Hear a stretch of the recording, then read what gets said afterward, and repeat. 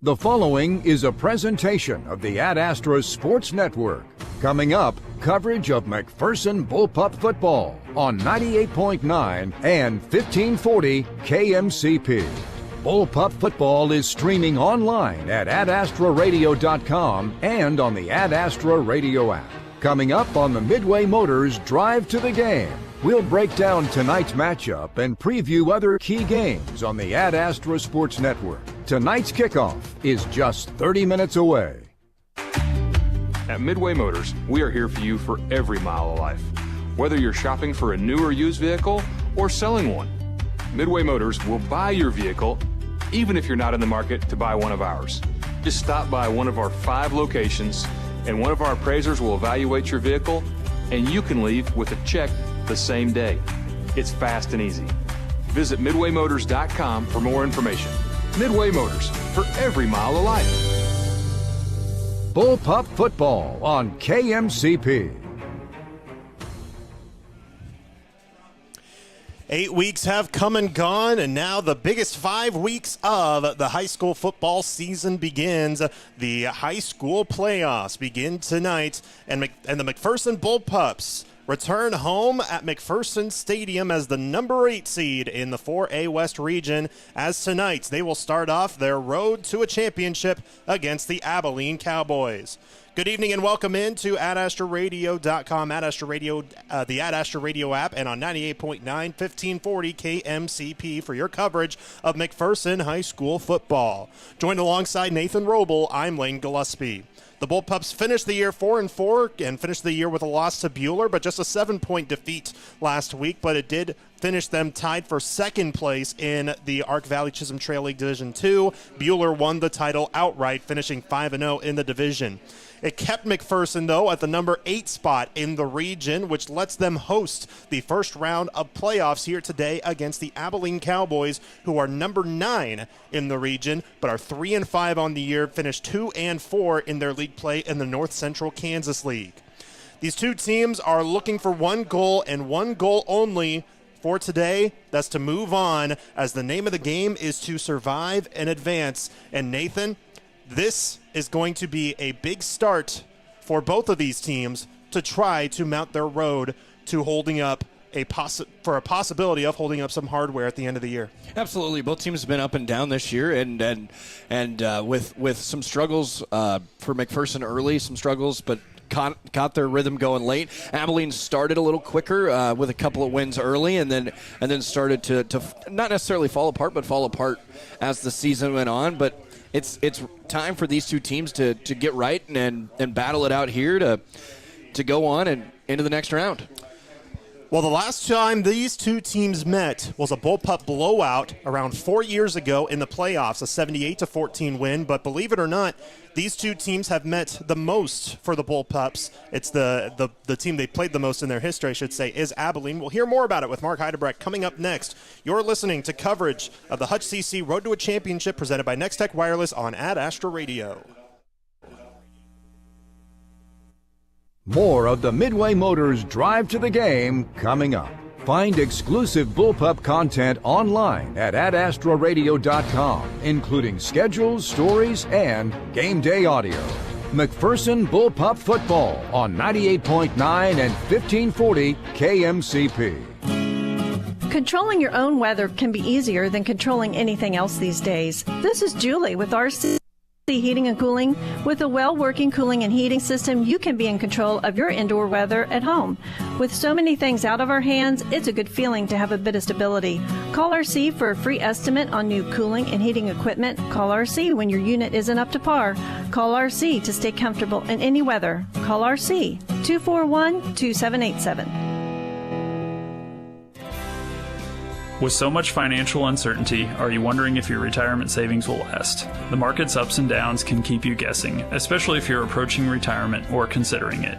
Hi, I'm Edward Jones financial advisor Trenton Ruxlow. If you have more questions and answers about what's next, let's work together to help ensure you're prepared for the future. After all, retirement isn't the end of the road, it's a new beginning. Call us at 620-241-5162.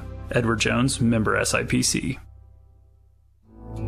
Your life is as unique as you are, so why should your celebration of life be just like everyone else's? Glidden Edgar Wiggins Funeral Home in McPherson will help you plan a service that's a tribute to your memory. John Wiggins and Chad Mitchell and the other familiar faces at Glidden Edgar Wiggins Funeral Home take the time to help personalize your service with video tributes, printed programs tailored to you, and a service that is truly a tribute to you. Your health matters, and so does being close to the care you need. McPherson Center for Health offers compassionate care right here in your community. McPherson Center for Health, caring for you close to home. Are you tired of your dusty or muddy driveway? APAC Kansas Shears Division is here to help. This is Derek Fees. Call us and ask us about our asphalt millings. If you are a do-it-yourselfer, arrange for pickup or delivery at your convenience. Call APAC today at 620-662-2112. Welcome back into the Midway Motors Drive to the game. It's round one of the playoffs as the Bullpups host the Abilene Cowboys. It's been a while since both the Bullpups and the Cowboys have faced off. We're joined now by Mark Heidebrecht, our Bullpup historian, to give us the numbers between McPherson and Abilene, and it is an older matchup. You know, it's one that dates back over a century ago, but in recent memory, they have not played that often. It's been 4 years. Yep. And that last meeting was a playoff game also, 78-14 win in McPherson on October 29th of 20. So we had our way with them that night. Absolutely, but you know, again, long history beforehand, but not a whole lot recently. Go ahead and give us the rest of the numbers, Okay. Mark. Well, what's interesting, first off, is Abilene is the team we have played the most in our long history. Oh, really? Yep. Wow. We've played them 64 times, and it ranks first out of the 54 football opponents we've played since 1920. The series actually started in 1922. The current record is 38 wins, 21 losses, and 5 ties. Now, the tiebreaker wasn't implemented until 1971, so we won't be having any ties. Right. Well, especially in tonight. playoffs, you can't have a tie. Right. So McPherson's home record against Abilene is 21-9-3. Away record is 17-12-2. Offensive averages are McPherson averages 19.4 points per game. Abilene averages 12.7 points per game in this series. Average winning margin, surprisingly close. McPherson, when they win, it's by 20.8 points per game. When Abilene wins, they win by 17.0 points per game. We do have a current winning streak of 6 games, and McPherson has won 13 out of the last 14 games with the Abilene Cowboys. Highest scores in the series. This is a sort of recent history. 4 years ago, Right. McPherson scored 78 points in McPherson for a 78-14 win. Abilene's highest score in the series is 47 points. That was on November 19th, 1925, in Abilene for a 47-7 win. Highest winning margins in the series. This is going to sound familiar. McPherson won by 64 points on October 29th, 2020, in McPherson, by a score of 78-14. Abilene's highest winning margin was 40 points on November 19th, 1925 in Abilene by a score of 47-7, a mere 99 years ago. Only just it's a little 99 years ago. Yeah. Wow. Coach Paz's record versus Abilene stands at 6-1.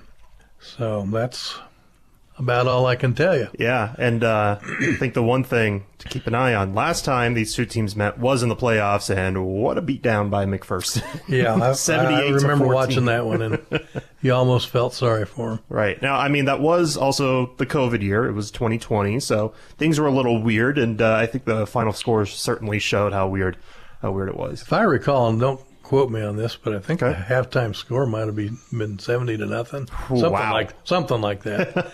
I mean, it was really lopsided. Yeah, man alive. Well, Mark, we really appreciate you joining us as always. Hopefully, the Bullpups can pull off a win, and we'll see you next week. And McPherson would play the winner of Wamego and Independence, so that one should be a fun one as well, should the Bullpups come out with a victory tonight. Mark, as always, really appreciate you taking the time to join us.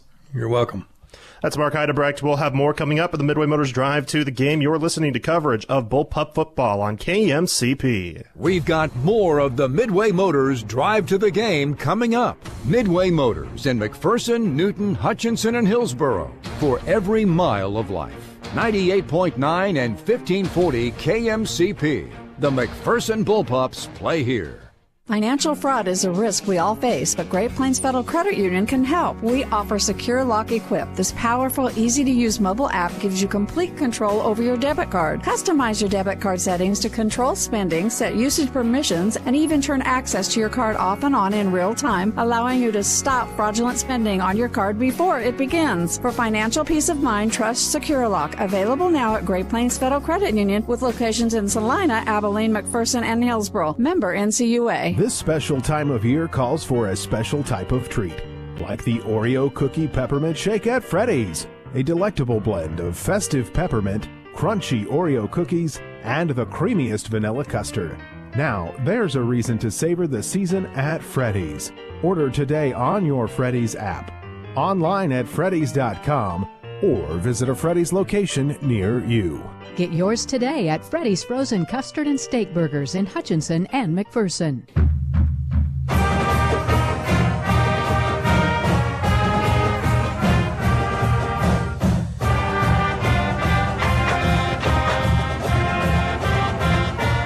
Show your Bullpup pride with apparel from Artshirt, Gear for Sport at 211 North Main, downtown McPherson. We offer a wide variety of apparel for everyone in the family, offering sizes from newborn all the way to 4X. We wish all the student athletes a safe and successful season. Go Bullpups! This is Darren Eddy with Ag 360 Insurance in Inman. For years, we've been known for our great service with our ag customers, but did you know we can handle your family or small business insurance needs as well? We would love an opportunity to sit down and visit with you about what we can do for you. As an independent agency, we can shop different coverage options for you. Stop by our office on Old K61 in Inman or give Cody Moores or myself a call today at 620-585-2128 or check us out online at ag360insurance.com. Bullpup football on KMCP. Welcome back to Paul Family Field at McPherson Stadium. The Bullpups look to take on the first round of playoffs against the Abilene Cowboys here today to try to get their championship hopes here in this month of November. This broadcast is brought to you by Pyle Law. If you've been injured in an accident, call Pyle Law at 620-241-9000. Tom takes the time to give you the benefits you deserve. It's that time now for the Erickson Custom Building game plan as the Bullpups take on the Cowboys. So, Nathan, how do these Bullpups get a win today? You know, I think for these Bullpups, we've talked about it all year long. It's just about what they can control. They got to limit their turnovers. That is going to be a big key today. They got to try to limit the sacks a little bit as well. They've given up a lot of sacks on the year, given up 24 sacks on the year, which is not a good number to have on the year as well. But they got to work downfield. They got to try to have at least 350 yards of offense, and like I said, they just got to not turn the football over. And on the defensive side, you need to try to create turnovers as much best as possible. That's the Erickson Custom Building game plan for new construction and remodeling. Contact Erickson Custom Building. Visit them online at ericksoncustombldg.com. We'll hear from head coach Jace Pavlovich coming up right after this. You're listening to the Hutch CC Road to a Championship presented by Next Tech Wireless on Ad Astra Radio. The Midway Motors Drive to the Game continues after this. Midway Motors in McPherson, Newton, Hutchinson, and Hillsboro for every mile of life. Stay tuned as we sit down for a pregame chat with head coach Jace Pavlovich. Ensure your equipment is ready to go with a comprehensive inspection from a John Deere certified technician at Prairie Land Partners. Their power inspection program is going on now, providing you the confidence that your equipment will be ready to perform when you need it. From mowers, gators, skid steers, and compact tractors to large agricultural equipment, Prairie Land Partners is there to help keep your equipment running smoothly. Call, stop by, or visit prairielandpartners.com to schedule your equipment today. Prairie Land Partners. Hey Bullpup fans, it's Corey at Midway Motors. We're excited for another great year of Bullpup sports. Midway has been a proud supporter of McPherson schools for over 30 years. There's nothing better than seeing the kids play, learn, and pursue greatness as a team. As a community, let's work together to make it the best experience possible for them. Be positive, always encourage, and let the kids compete. Go get 'em, pups. Midway Motors, for every mile of life. Welcome back into the Midway Motors Drive to the Game. The McPherson Bullpups start off their playoffs here today at home against Abilene. We're joined now by head coach Jace Pavlovich. Now, Coach, we talked about it a little bit last week. You came off the loss against Bueller, but you said that the guys came out to play today, and you were really proud of their effort and tenacity in that game, especially trying to come from behind. So what were some aspects specifically that you were proud of? Just our competitiveness, that's to be expected in a rivalry game, but, Bueller's a heck of a football team, and we proved that we're a heck of a football team too. And when we play with that heart and that motor and that toughness, from kickoff to the finish of the game. And, all of the thoughts that I had, regarding our team's play and our effort on Friday night, they were confirmed on Saturday morning, just watching the film. We had guys that got maybe cut, are on their belly, they're sprinting up and they're getting off the turf and they're trying to make plays. And that's what we're going to need, come playoff time. You guys had another example of facing some adversity late and trying to mount that comeback. It fell short, but again, just the tenacity of this team. What makes that so great? There's no better compliment for a coach to hear than another coach saying, "Man, you guys play hard." And we really did. We came to play. Our execution at times was incredible. That playing a team like that pins their ears back and gets off the ball, and we matched that intensity. And we had some opportunities, had some chances, and I was really proud of the kids. They understood exactly what we were going to be facing, and that this Bueller team, in their two losses, they pretty much controlled the game for 3.5 quarters, and those losses I'm referring to as Great Bend and Wamego, and just a half a quarter turned the tide against them. So our kids stayed the course. They didn't get frustrated. They took to coaching, and they played with an incredibly high motor all night. And I was very proud of them. This week in practice has been more of the same. It's been a real focused week in practice, and I look forward to a great night tonight. The good news is you are able to host a playoff game with you getting the number 8 seed, but the bad news with getting an 8 seed is that you do have to face some tougher competition early. You do have Abilene this week. Next week, if you pull off the victory tonight, next week you may have to face Wamego on the road. So is that something you've kind of stressed to your guys about trying to have them play hard going into this postseason? Yeah, you worry about one thing at a time, and beating Abilene is going to be a tall task. And but at the same time, everybody, we're all human here, and we want to look ahead too and see, what our path might be. And the bottom line is this: in 4A West, everyone is going to have a very tough game in the second round, and that's been true all along. But come playoff time, you're going to face a really good football team in the second round. So. Regardless of 1 seed, a 2 seed, a 5 seed, they're the top 8 teams in 4A West are all contenders. So we expected, even by midseason, we expected that no matter where we fit in the playoff scheme, round 2 is going to be a really tough matchup. So our kids are excited and ready for the challenge, that's for sure. But again, we have to take care of business tonight. That's true. So going into tonight, you mentioned you were proud of your team for last week, but what things have you wanted to change and have gone through practice this week to try to fix, to try to get a win tonight? A lot of the fundamentals, taking proper steps, taking smart splits with our offensive line, certain things like that. And then the game plan changes quite a bit. offensively and defensively. Abilene's a spread team with a lot of speed. The quarterback can run the ball incredibly well, and that's a big shift from what we saw last week.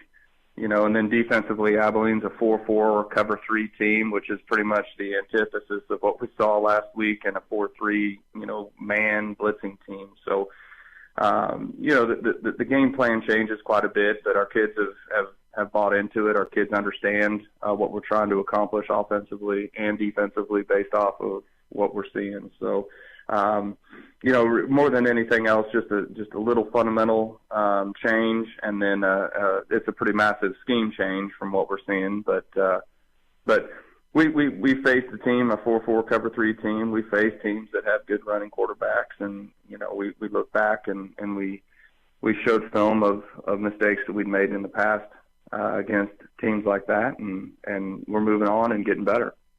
Last thing, before we started this interview, you talked a little bit about, your guys are starting to get healthier as the season has progressed. I know that's been kind of the opposite than it was back in week 4 or week 5, and knock on wood, hopefully this doesn't jinx it. But how key is it to have guys back and guys healthy? Well, you have to. Mid-season, we're kind of running out of bullets to fire. We lost a lot of guys, and we had a lot of guys step up in big ways, a lot of younger kids, and that's great for the future. But we are starting to get some of our guys back a little bit healthier, and that, it doesn't matter who you are. You got to have your best players out there on the field, and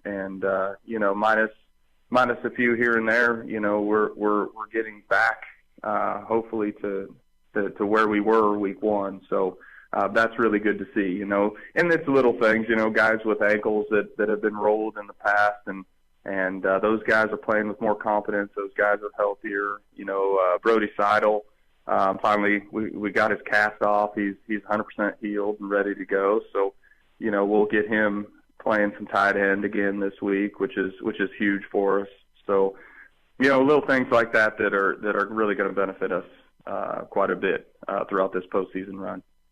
All right, sounds great. Well, Coach, we really appreciate you taking the time. Best of luck tonight. All right, I appreciate it. Thank you.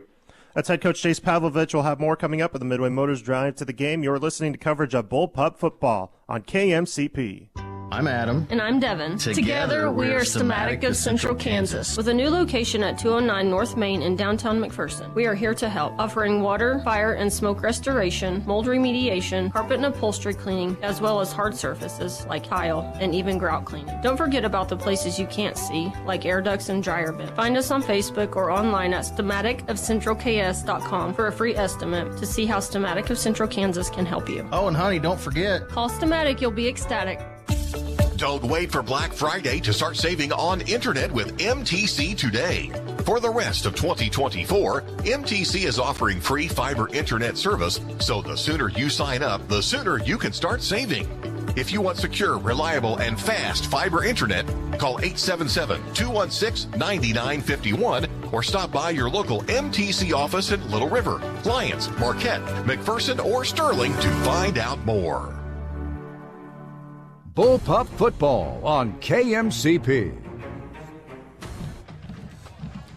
Back under the lights here at Paul Family Field at McPherson Stadium. The marching band and the cheerleaders on the field welcoming the Bullpups wearing their red unis here at home to face the Abilene Cowboys for the first round of these state playoffs. Without a doubt, you heard Coach say over the break, or not just over the break, but in our interview, I should say, pretty much the top 8 teams in this side of the bracket could be state contenders.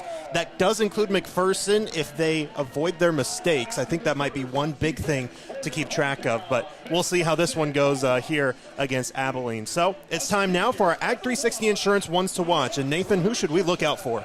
I think it starts first and foremost. You get to the playoffs, you need a good starting quarterback, and I think Carter Allen's going to be a guy to watch. Obviously, Ashton Malm's another guy you're going to need to watch and try to figure out where this wide receiver core goes, Ashton Malm goes. So he's going to be a big key to their success again. But You also got to talk about the running back room. Catch Delaney, Dane Becker, Brock Richardson.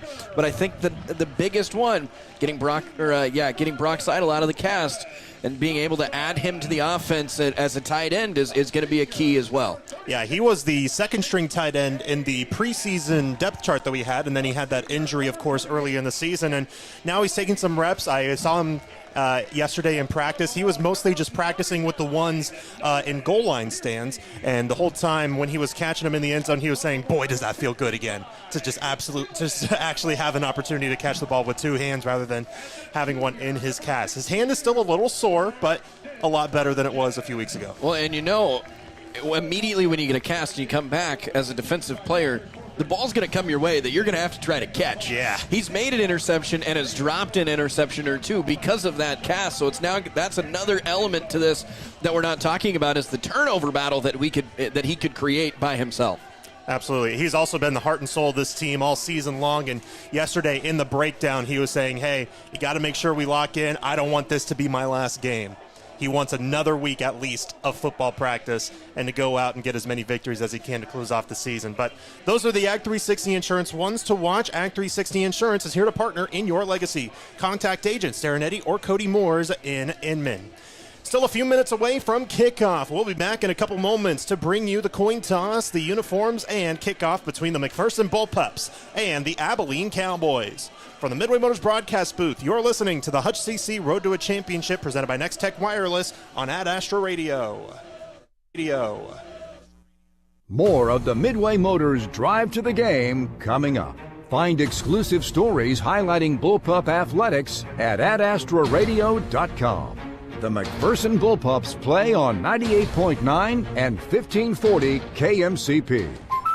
Hi, Drew and Jonathan Scott here, reminding you that a lot of life's firsts are better with help from American Family Insurance. So like your first dream home? Yep, their agents can help you bundle and find the right home policy at the right price. Now that's the dream. American Family Insurance. Insure carefully, dream fearlessly.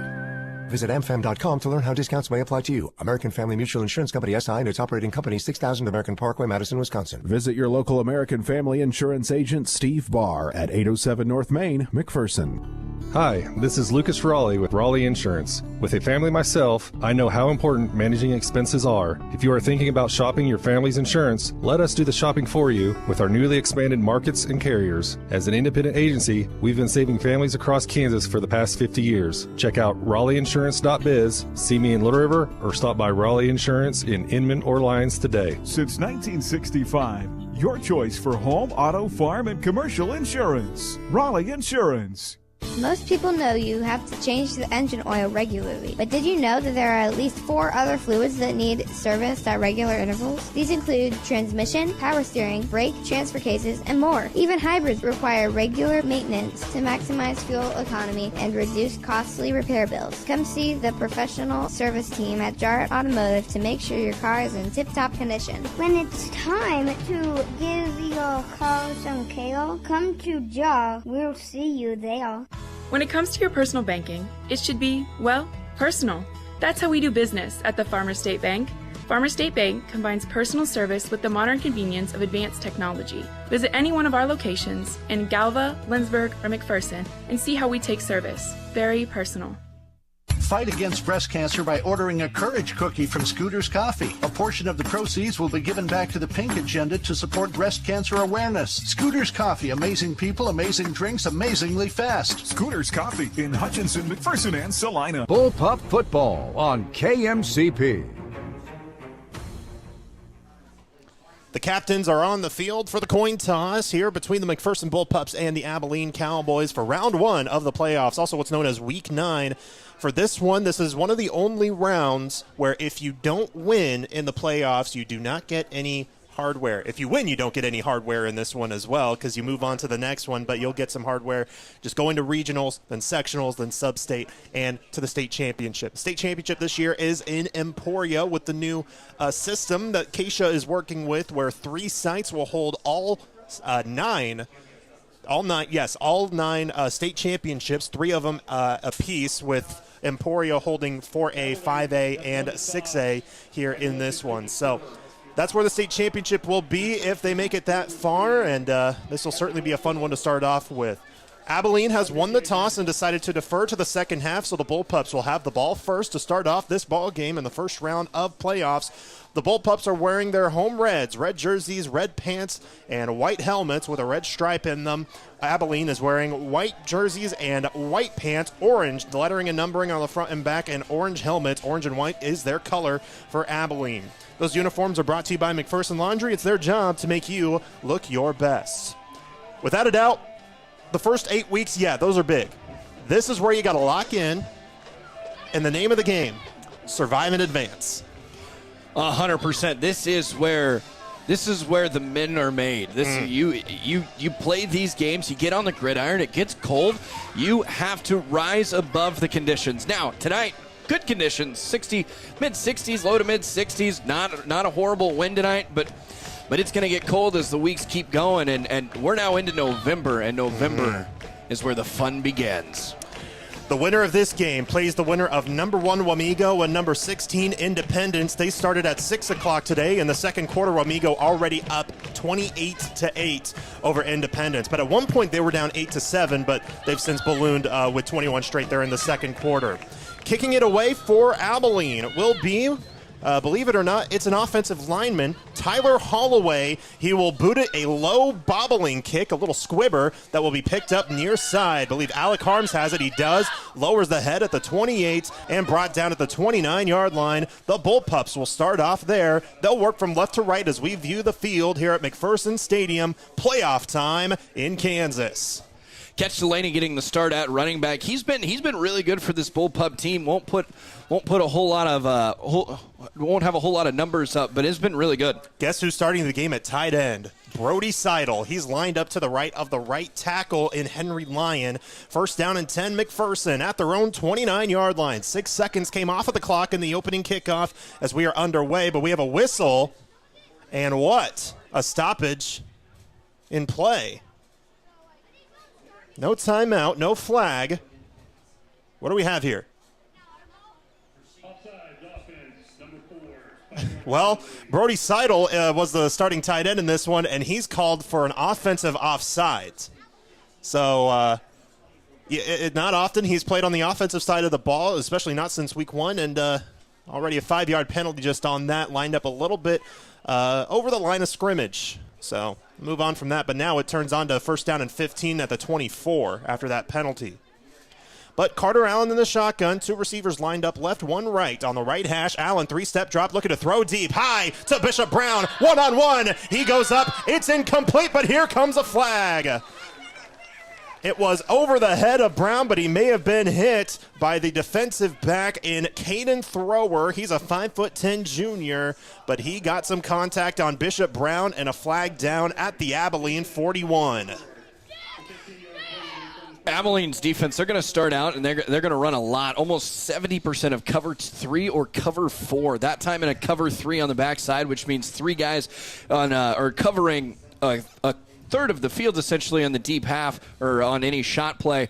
Just watch out and watch for more of those shot plays, especially on the seams at cover 3. We're 13 seconds in, and 1 penalty on each team already. Offside on McPherson, and then the pass interference defensively. First down and 10 at the 39 now for McPherson after the PI on defense. 2 receivers lined up wide left, wide right, 1 left on the right hash with a tight end lined up left as well. It's a read option, handoff to Delaney looking for an opening left side. Good chunk of change past the 45, and finally down to the 47-yard line. Boy, has Catch Delaney been great this year. 361 yards, 2 touchdowns running, as he's been the main quarterback on this team for just the last 4 weeks after the injuries to Carlos German, who he's back, but he's still limited. But he's gotten the running back 1 reps, and he's been terrific. He absolutely has, and when Catch Delaney's running the football, this offense goes.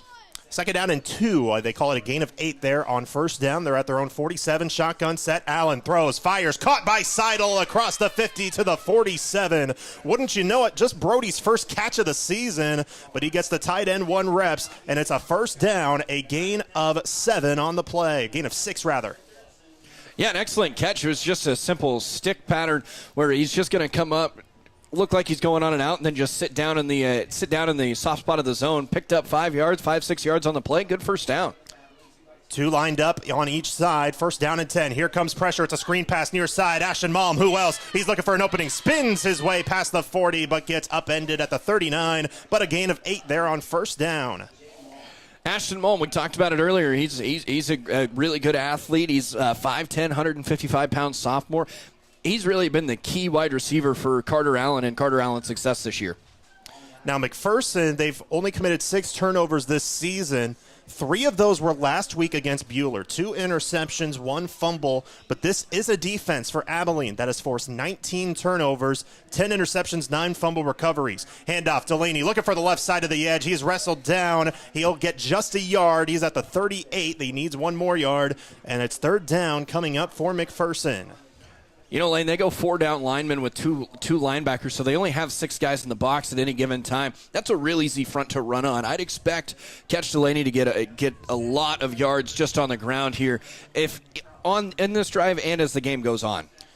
Third down and 1. Shotgun set for Allen. Barks something out. Now he'll look to the sideline as they get the play. About that front 6, they're led by their edge rushers, Heath Hookman and Jackson Cuba, but also the linebacker core, Cash Hargrave and Landon Taplin. On 3rd and 1, they'll hand it off right side. He'll get the first down as Delaney looks to push forward for more yardage. Finally to the 33-yard line. He needed 1. He got 5. First down for McPherson on the run to catch. Yeah, and if you pick up 4 or 5 yards on each play, kept running the football, then why go against it? Just keep running this football, keep running it through the heart of this defense, and then you can set up your pass to Brody Seidel or Ashton Malm or even Bishop Brown. Almost 3 minutes in, still no score. McPherson on their first possession, trips to the right, 1 lined up left. Fake handoff to Becker, fires across the middle. It's knocked away and incomplete, intended for Brody Seidel, but coming up in front of him was Cash Hargrave to knock it away, and it falls on the turf, incomplete, 2nd and 10. It almost looked like that ball was tipped. They tried the play action there and tried to find Seidel in the middle of the field, but a nice job by the linebacking core to have good eye discipline, just find where the football's at, try to knock it away, and just made Carter Allen miss on that throw. 2 by 2, they lined up in the shotgun and between the hashes. 9 minutes left, first quarter. 2nd down and 10 for McPherson at the Abilene 33. Low snap, Allen to throw, 5-step drop, fires deep, over the middle, over the head of Seidel again, and incomplete. And it's 3rd down and 10 after back-to-back incompletions intended for the senior tight end. Yeah, it looked like Carter Allen just pushed that throw just a little bit. He had time. He had the space. He could have just set his feet, made a good, solid throw, but that time just pushed his front or the top half of his body over his front side, which allows that football to go just sail over the wide receiver. Pistol set here on 3rd down and 10. They're at the Abilene 33, way too deep for a field goal, a bit too short for a punt. So this is 4-down territory for McPherson as they'll line up in the pistol, and now Becker will move to the left hip pocket of Allen in the shotgun. 2 lined up right, as well as a tight end. Here's a handoff on an option. It's Becker who stutter steps, but he's brought down in the backfield at the 35. That one was just blown up, and the Abilene defense holds through as bringing him back down in the backfield was Heath Hookman, the sophomore. It's 4th down and 12 for McPherson at the 35. Yeah, just tried a little read option where Carter Allen could have taken it or given it off to Dane Becker, gave it to Dane Becker, and there were 3 guys right around him. I don't know if either decision would have worked out well. Just take the 2-yard loss, live to see the next down, and try to pick up this 4th down and 12. They're at the 35 shotgun. Trips to the right with a tight end and 2 receivers on the right hash. Malm lined up wide left. Movement up front, and a flag will come in for a false start, I believe. Just a little herky-jerky motion by an offensive lineman is what it looked like. But was it caused by a defender? No, it was not. It's a false start. That'll move him back 5 yards. It's 4th and 17 as now the punting unit will have to come on. See, this is the other thing. It probably wasn't on purpose, but I almost don't hate the idea of taking that penalty there. 4th down and 12, you lost yards. You're just on your 35, now back up to the 40. This is a punt situation and where you can pin Abilene deep in their own territory.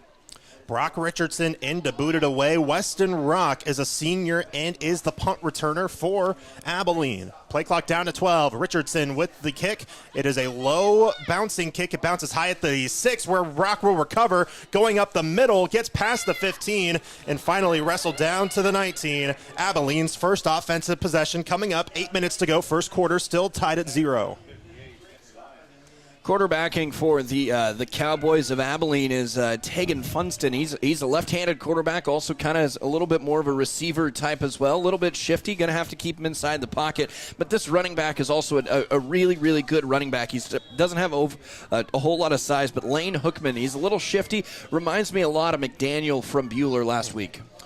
You heard about Heath Hookman. Lane is his twin brother. Sometimes Abilene does have a 2 QB system, and when Aaron Hartman, the backup, is in, Funston works as a receiver. High snap, it's bobbled. Funston racing for it, and he's brought down at the 6-yard line. A blown-up play on a high snap, and he gets paid for it all the way back, and a big loss on the play, a loss of 13 yards.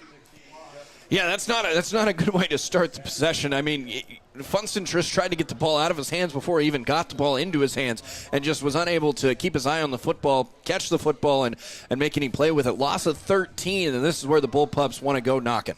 Matt Berger was the first one to meet him. Now an empty back, 5-wide shotgun set on the left hash at their own 6, second down and 23. It's just a QB design run going to the right. He's met in the backfield again. Back-to-back TFLs, and it's Matt Berger again. What a job for the sophomore on the left edge. The Will linebacker gets it done early. 3rd and 24 at the 5. You know what I like about that is they brought Alec Harms into the box. They brought him down towards the line of scrimmage, made him more of a linebacker, and then sent him on a free safety blitz. They knew what play was coming, and they called the perfect defense to stop it. Harms is barking out something to his defenders. He's sort of the quarterback of the defense. Here's a high snap and just a quick pass far side into the flats, caught past the 5-10, trying to get wrestled down, finally is at the 18-yard line. It will be 4th down and 11. Still a gain of about 13 yards on that play, but the punting unit will have to come out at a net yardage on this drive for Abilene of -2. Got that ball out to Weston Rock. As the punt returner, he's going to be a really good athlete. He's got a good speed, a little shifty, made a man miss on that play. Just get it out to him in space and allow him to work. I'd like to see Abilene go back to him a little bit more. Tegan Funston, the quarterback, kind of a jack of all trades. You mentioned he could run, a receiver. Also the punter. Gets it down. He's also a left-footed punter. High punt. What a great punt that was. Becker bobbles it, picks it up at the 40, runs right side, gets past one man. He can't get past 2. Trying to push forward to the 43, and we'll see what they will rule forward progress. I believe the 44-yard line where McPherson will take over for the second time in this one. Held scoreless on their first possession. 5:49 to go in the first quarter. Still a scoreless tie. Well, the thing was, Lane, on their last possession, when Catch Delaney came out for a quick breather, they almost abandoned the run early on in the set of downs. I'd like to see them continue to run this football and stick with it, even if it is Dane Becker in the game or Brock Richardson, because they all three can run against this defensive front. Delaney is lined up as the running back to the left hip pocket of Allen in the shotgun. Handoff to Delaney up the middle. Found a hole. He got swallowed up for a gain of 5 at the 49-yard line. Catch Delaney with another good play there on first down. See, if you go get 5 yards on first down, you open up the entire playbook on second down and 5. You can go throw it to Bishop Brown, take a shot here, or give it off to Ashton Malm. Even a Brody Seidel or an Isaac Puhala could carry this football. Or you could go right back to Catch Delaney and pick up the first down. Well, we mentioned Seidel was the starting tight end. Now Bo Barkley is in. Allen will throw left side. Caught for a first down. Nice little back and forth move by Ashton Malm on the left side. Kind of shifty. Made a little Tyreek Hill-esque move on the left sideline down to the 41. First down for McPherson. A gain of about 10, 11 yards. Great job by Ashton Malm there. He faked like he was going to go run the fly, and with his speed, the cornerbacks of Abilene are going to have to give him a little space. Then you just shut it down, turn around, catch the football on the hitch, and pick up 11 yards on the play. 2 backs, one lined up on each side of Allen in the shotgun, one receiver lined up out wide. It's a handoff to Delaney left side. He'll get about 2-3 yards at the 37-yard line on just a little handoff and an inside edge move to the left. They do, right in between the 2 and 3. It's 2.5 yards there on first down, so second down and a long 7, short 8 coming up. McPherson's front, they really love, on the offensive side, they really love to run these zone run schemes. That just means that the offensive line, there's not really a person they need to block. It's more of an area that they need to block, and it helps create holes. And when you have a shiftier back or a guy who finds a hole and just goes like Catch Delaney is, it's the perfect blocking scheme for the run game. 2-by-2, they line up in the shotgun. Second down and 7, 4:13 to go first quarter. Here comes pressure. Allen throws across his body. It's low. Did it hit the turf or was it picked off? What's the call here? Intercepted is the call. Wow, it was low and a late decision by the official saying it was picked off.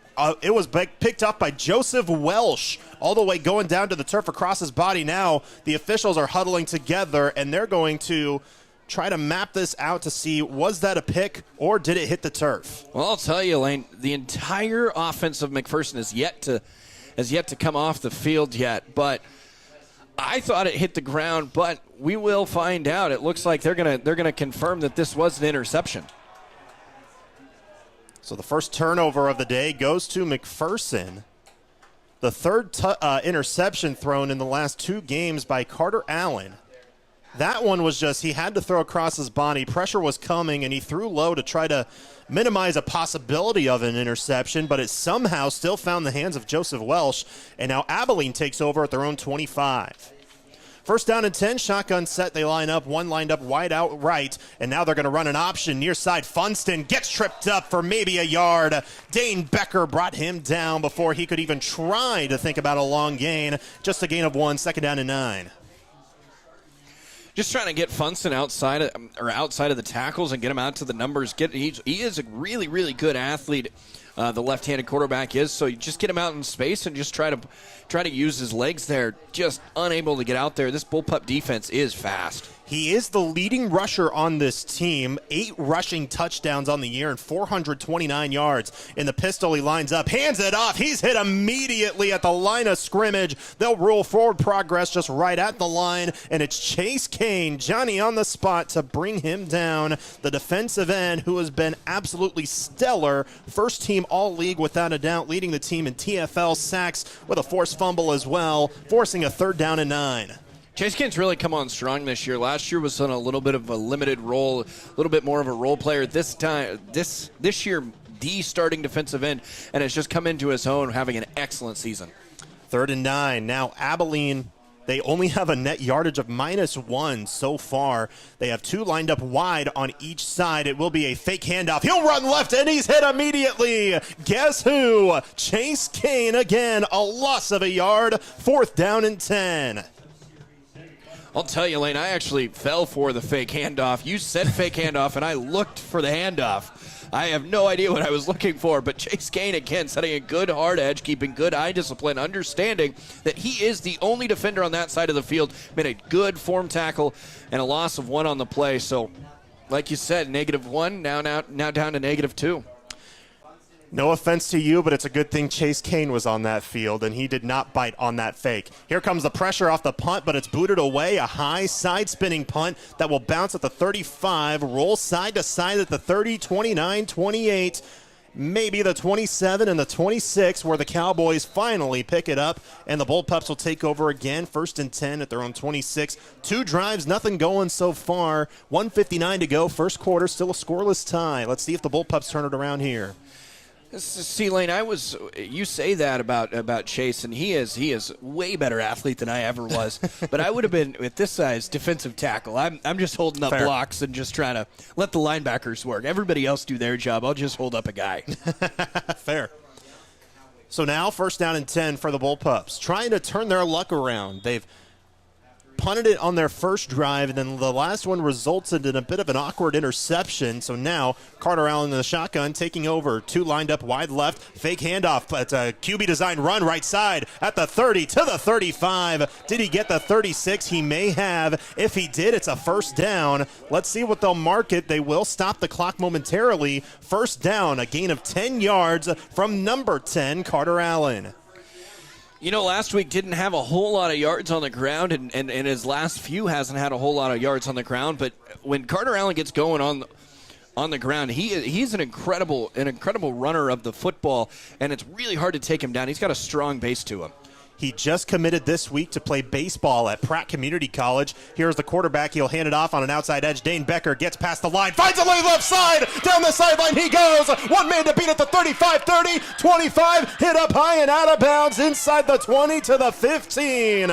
Dane Becker sheds off the original contact and finds pay dirt all the way into the red zone. They'll mark him at the 19. What an incredible job by Dane Becker. He just stopped, waited, let the zone blocking scheme that we talked about on their last possession take to work. That created a wide open hole for Dane Becker to run through. It was great patience from the young running back. A gain of 47 yards from Dane Becker on that one run. And for the first time, the Bullpups are in the red zone with 1:16 to go in the first quarter. 1st and 10 at the Abilene 19. Handoff Delaney. Stutter steps in the backfield, finds an opening up the middle, gets swallowed up at the 15. A gain of 4 yards on first down. 2nd and 6 coming up for the Pups. Yeah, just keep the clock moving. Keep running the football. You've seen it work here today. I still like Carter Allen as the thrower of the football, but it all needs to work off of the run game. You just got to establish it, and that's pretty much how they picked apart this defense this year. The Bullpups averaging over 100 yards rushing. Now, last week they only had 48, but that is doubled what Bueller's rushing defense had allowed this season. Motion to the right side for Seidel. Now Allen to throw. Fires. Has Seidel at the 10. He'll go left a little bit backwards now. Down the sideline. He's still up. And he's in the end zone. No way did he just do that. And a 15-yard touchdown. Touchdown, Bullpups. It's Carter Allen and Brody Seidel with his first touchdown of the year. What a play by Brody Seidel. Catching the football. We talked about using the run to set up the pass, got it out to Brody Seidel. It only would have picked up 2, 3, 4 yards, but just kept his feet moving, broke a tackle, then broke 2 tackles, stayed upright, and went into the end zone. What a play by Seidel. Shed off probably 3 would-be tacklers. Now Jackson Hoover in to kick the extra point. It is good. 7-0 Bullpups. 29 seconds to go in the first quarter. We'll take a 30-second timeout. Be back in a moment. You're listening to coverage of Bullpup football on the Hutch CC Road to a Championship presented by Next Tech Wireless.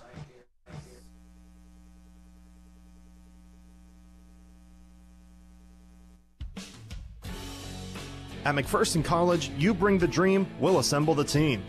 Your experience as a Bulldog student-athlete includes a team of coaches and professors dedicated to your success. McPherson College is home to KCAC champions, NAIA All-Americans, and champions of character.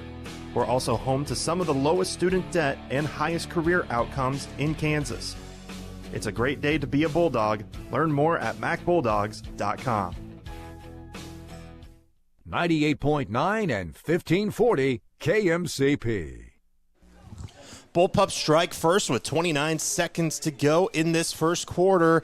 A 47-yard run by Dane Becker set McPherson up inside the 20 from 15 yards out. Allen on the run, throws right, finds Brody Seidel, who has not played many offensive snaps but is starting at the tight end spot today. He makes the grab, sheds off many would-be tacklers down the sideline. He went into the end zone. 7-0 McPherson here early. Yeah, that was an excellent drive by the Bullpups early, and Carter Allen especially. Only had to throw it 1 or 2 times, but made well on his throws. But that was all set up by the 47-yard rush by Dane Becker and Catch Delaney getting good yardage on first down. The ensuing kickoff, Hoover boots it high into the air to the other side of the field. That's the south end zone. It will be returned. He found an opening near side past the 30 to the 34-yard line. It will go down, and it will be first down as David Cuba made that return for Abilene. 1st and 10 at the 34. One of the things about this Bullpup defense that they have been really good at all season long, outside of one game in particular, they've stopped the run especially well. And when you're a big run-heavy team going against a team that specializes in stopping the run, it's a tough matchup either way. 1st and 10 coming up for Abilene here with 23 seconds to go in the first quarter. Maybe 1 or 2 plays before the end of the quarter. It's tipped high into the air. It's intercepted. Brock Richardson at the left side at the 25, the 20, and wrestled down at the 18-yard line. Brock Richardson shot out of a cannon through the line, tipped it high into the air. It found his arms, and he gets the interception, his first of the year. Well, you know the old adage, Lane, if you can't get to the quarterback, put your arms up into the air and try to knock it down. That time he tipped it up into the air and allowed him to get the interception. What a play by Brock Richardson, and this is a big spot. Could go up by 2 scores early and put these Abilene Cowboys away. Just 16 seconds after scoring, the Bullpups get the ball again. 13 seconds to go first quarter. McPherson up 7-0. First down and 10 at the Abilene 18. Trips to the right, one lined up wide left. Catch Delaney in the backfield. Malm in motion. Jet pass to him. It hits the ground. It's going to be an incomplete pass. Just a little jet touch pass intended for Malm. It was a little bit too far out of the hands of Allen. Hit the turf, as it is an incomplete pass because of the little forward pitch.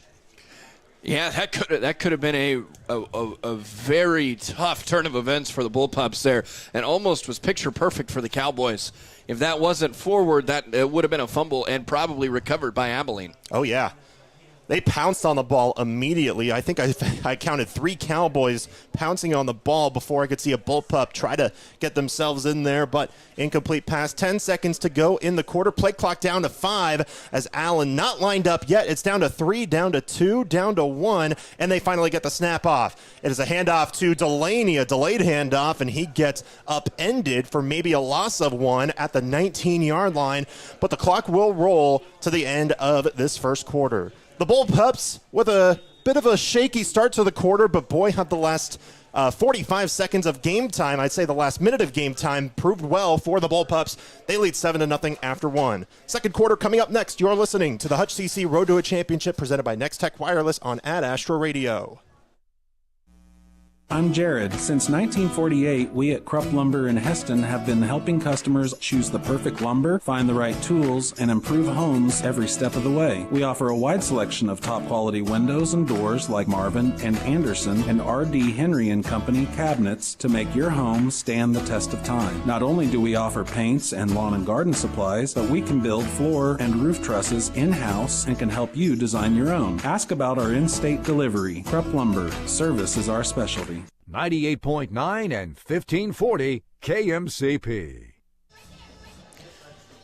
This broadcast is brought to you by Next Tech Wireless. You could listen to every Bullpup football, basketball, and baseball game this year on your phone or mobile device with the Ad Astra Radio app powered by Next Tech Wireless. Shop for the latest phones and devices at Next Tech Wireless today.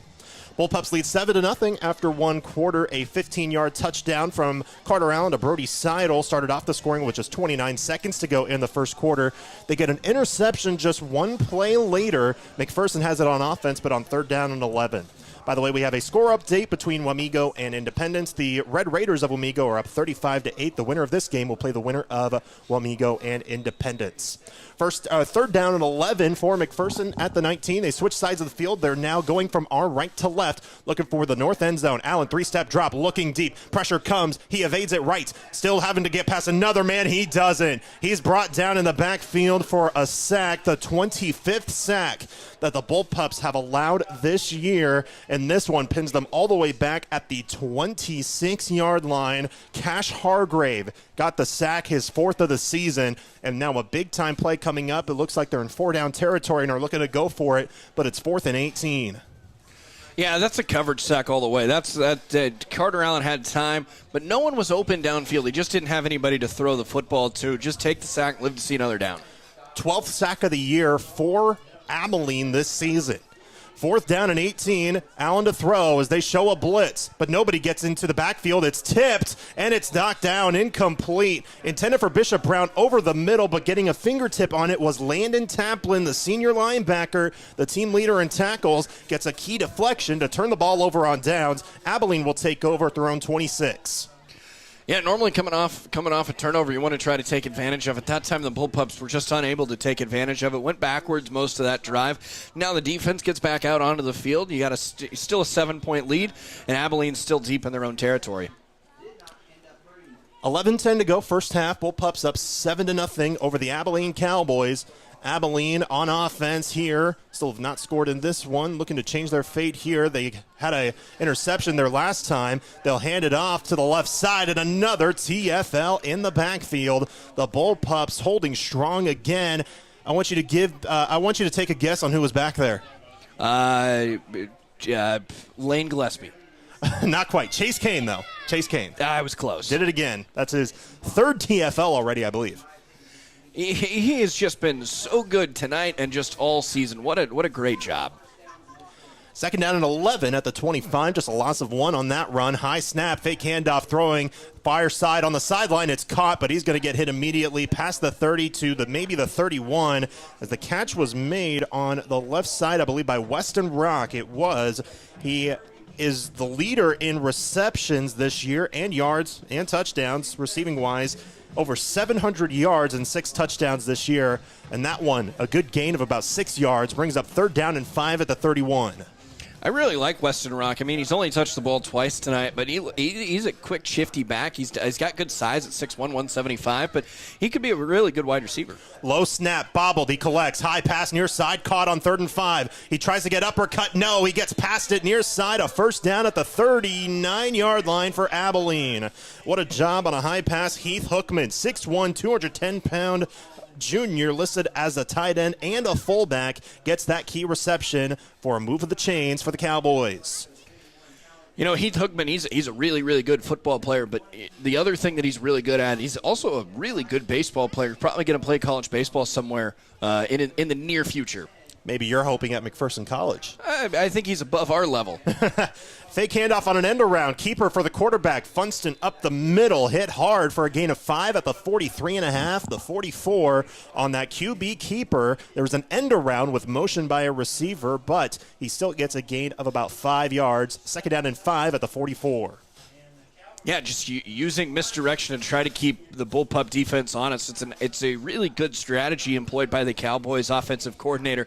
Keep doing that, and you'll still see 5-6-yard pickups on drives. 9 minutes to go, second quarter, 7-0 McPherson. Abilene on offense. It's tipped at the line. Is it a backwards pass? No, it's an incomplete pass. They rule it a forward throw from Funston. He was just trying to throw into the flats far side, but it was tipped away by McPherson, and that makes it third down and 5. It was either Chase Kane or Dane Becker. I think it was the former Kane who got a fingertip on it. It absolutely was Chase Kane. He has just been all over the place here tonight. And hats off to the Bullpup development squad for being able to develop Chase Kane as an athlete and continue to see growth on and off the football field. 3rd and 5 off the incompletion. Shotgun set for Abilene. Play clock down to 5. They're on the right hash. 2 lined up wide each side. Fake handoff. Play action. Fires across the middle. Caught for a first down at the McPherson 45. Rushing to the 40. Pushing for extra yardage inside the 35 to the 34-yard line. Weston Rock once again. A gain of 21 yards for a first down. Excellent job by Weston Rock. With his size, he's a very, very strong runner of the football, and arm tackles just aren't going to work, especially on smaller safeties. They'll mark him at the 35, but still a gain of 21. First down and 10 for Abilene. Shotgun. 2 lined up wide right, tight end and a receiver left. Now Rock in motion. It is a fake end around. Funston keeps, goes to the right. Richardson is there to bring him down. He already has 1 interception. There he gets a key tackle at the line of scrimmage. The senior, Brock Richardson. Excellent job by Brock Richardson. That was a really good blocking scheme. Most of the defense had flowed the other direction with the misdirection, but Brock Richardson kept good eye discipline, stayed and set a good hard edge and just did not allow Funston to get outside. Trips to the left, 1 lined up right on the right hash. Second down and 10 for Abilene after no gain on a QB-designed run. Shotgun set for Funston. Yells out a play to his receivers in line. Running back lined up to his right hip pocket. McPherson showing a press. It's a screen pass left side. Weston Rock almost tripped up. He breaks out of it. Gets away from another man. Back to the line of scrimmage. Able to get a gain of about 3 yards. That could have been maybe a loss of 5, but instead he turns it into 3. Third down and 7 on that reception by Weston Rock. And Bullpups brought pressure from that far side. And what's the thing you do with when you get pressure on one side or the other? You throw it to that side and force the defense to fill that gap that the pressure that the pressure took away. And so, an excellent job by the Cowboys offense and Weston Rock to pick up that 3 yards. 7:05 to go, second quarter. Third down and a long 7 for Abilene, who's still scoreless, down 7-0 over McPherson here at McPherson Stadium. Funston barks out a play on shotgun. 2 tight ends lined up wide left. A pitch out to the running back left side. Lane Hookman past the 30. Looking for extra yardage. Gets caught up by his blockers. He'll be well short. A gain of about 3 yards, but it's 4th down and 4 for Abilene. Excellent job by Hookman. I like the idea of getting outside. The thing you want to try to attack on this Bullpup defense is the outside, is the numbers, is the sidelines, because these cornerbacks are without the experience of 3, 4, 5-year starters. This is the weakness of the run defense for the Bullpups.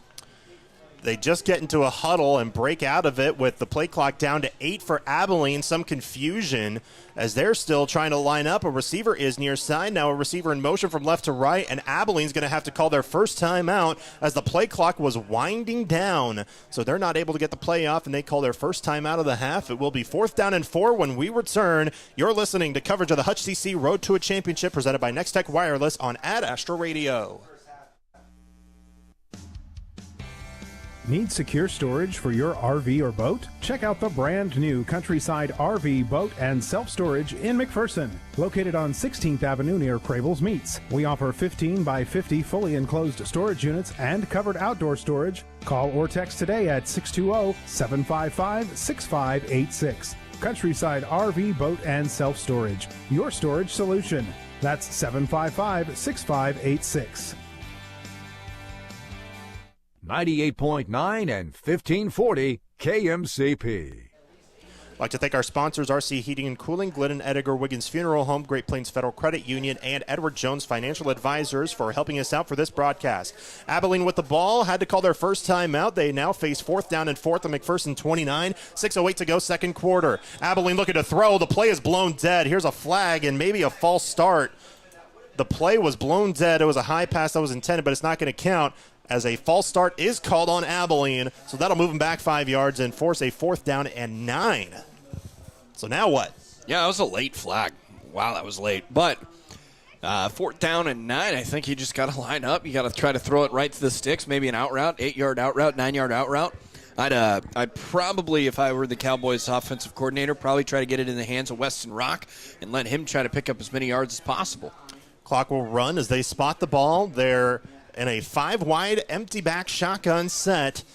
4th down and 9 at the 34. They'll look to throw. Here comes pressure up the middle. It's a screen pass. Weston Rock. He's going to cut right, get the first down. Finally wrapped up and brought down inside the 25, but a late flag flies in as the play came to a close. Abilene is indicating that it's on McPherson. We'll see who this flag is on as they mark him at the 22-yard line, which is a gain of 12, and let's see if they tack on some more. Well, penalty aside, that was the exact play that I really like, is you allow the Bullpup defense to be over aggressive, and then you just flip it over the top of him into that screen for Weston Rock, and Rock, good runner of the football, picks up 12 yards just on his own. And they call a personal foul, which will move them further down the field. Called it on McPherson. Just said personal foul, didn't say quite what it was, so it's half the distance. So 12 yards plus 11, a basically 23-yard gain on that one on the catch, and then the penalty. So now 1st and 10 at the 11 for Abilene, trying to make this game deadlocked at 7. Maybe take the lead, we'll see. It's a QB design run. Funston right side, 10-5, touchdown Abilene. They get into the end zone on an 11-yard run by the quarterback, Tegan Funston, his 9th rushing touchdown of the season. 7-6 McPherson, 5:32 first quarter. Yeah, what an excellent run by Funston. What a good play, too. It's just a quarterback design run. You see Lamar Jackson run that a lot, but he had good patience, allowed his blockers to get out in front of him and just find the hole. There is no designed hole for that play to go through. It's just wherever the quarterback feels is the best. That time Funston went off the right tackle, on the outside of the right tackle, into the end zone, 11-yard pickup for the touchdown.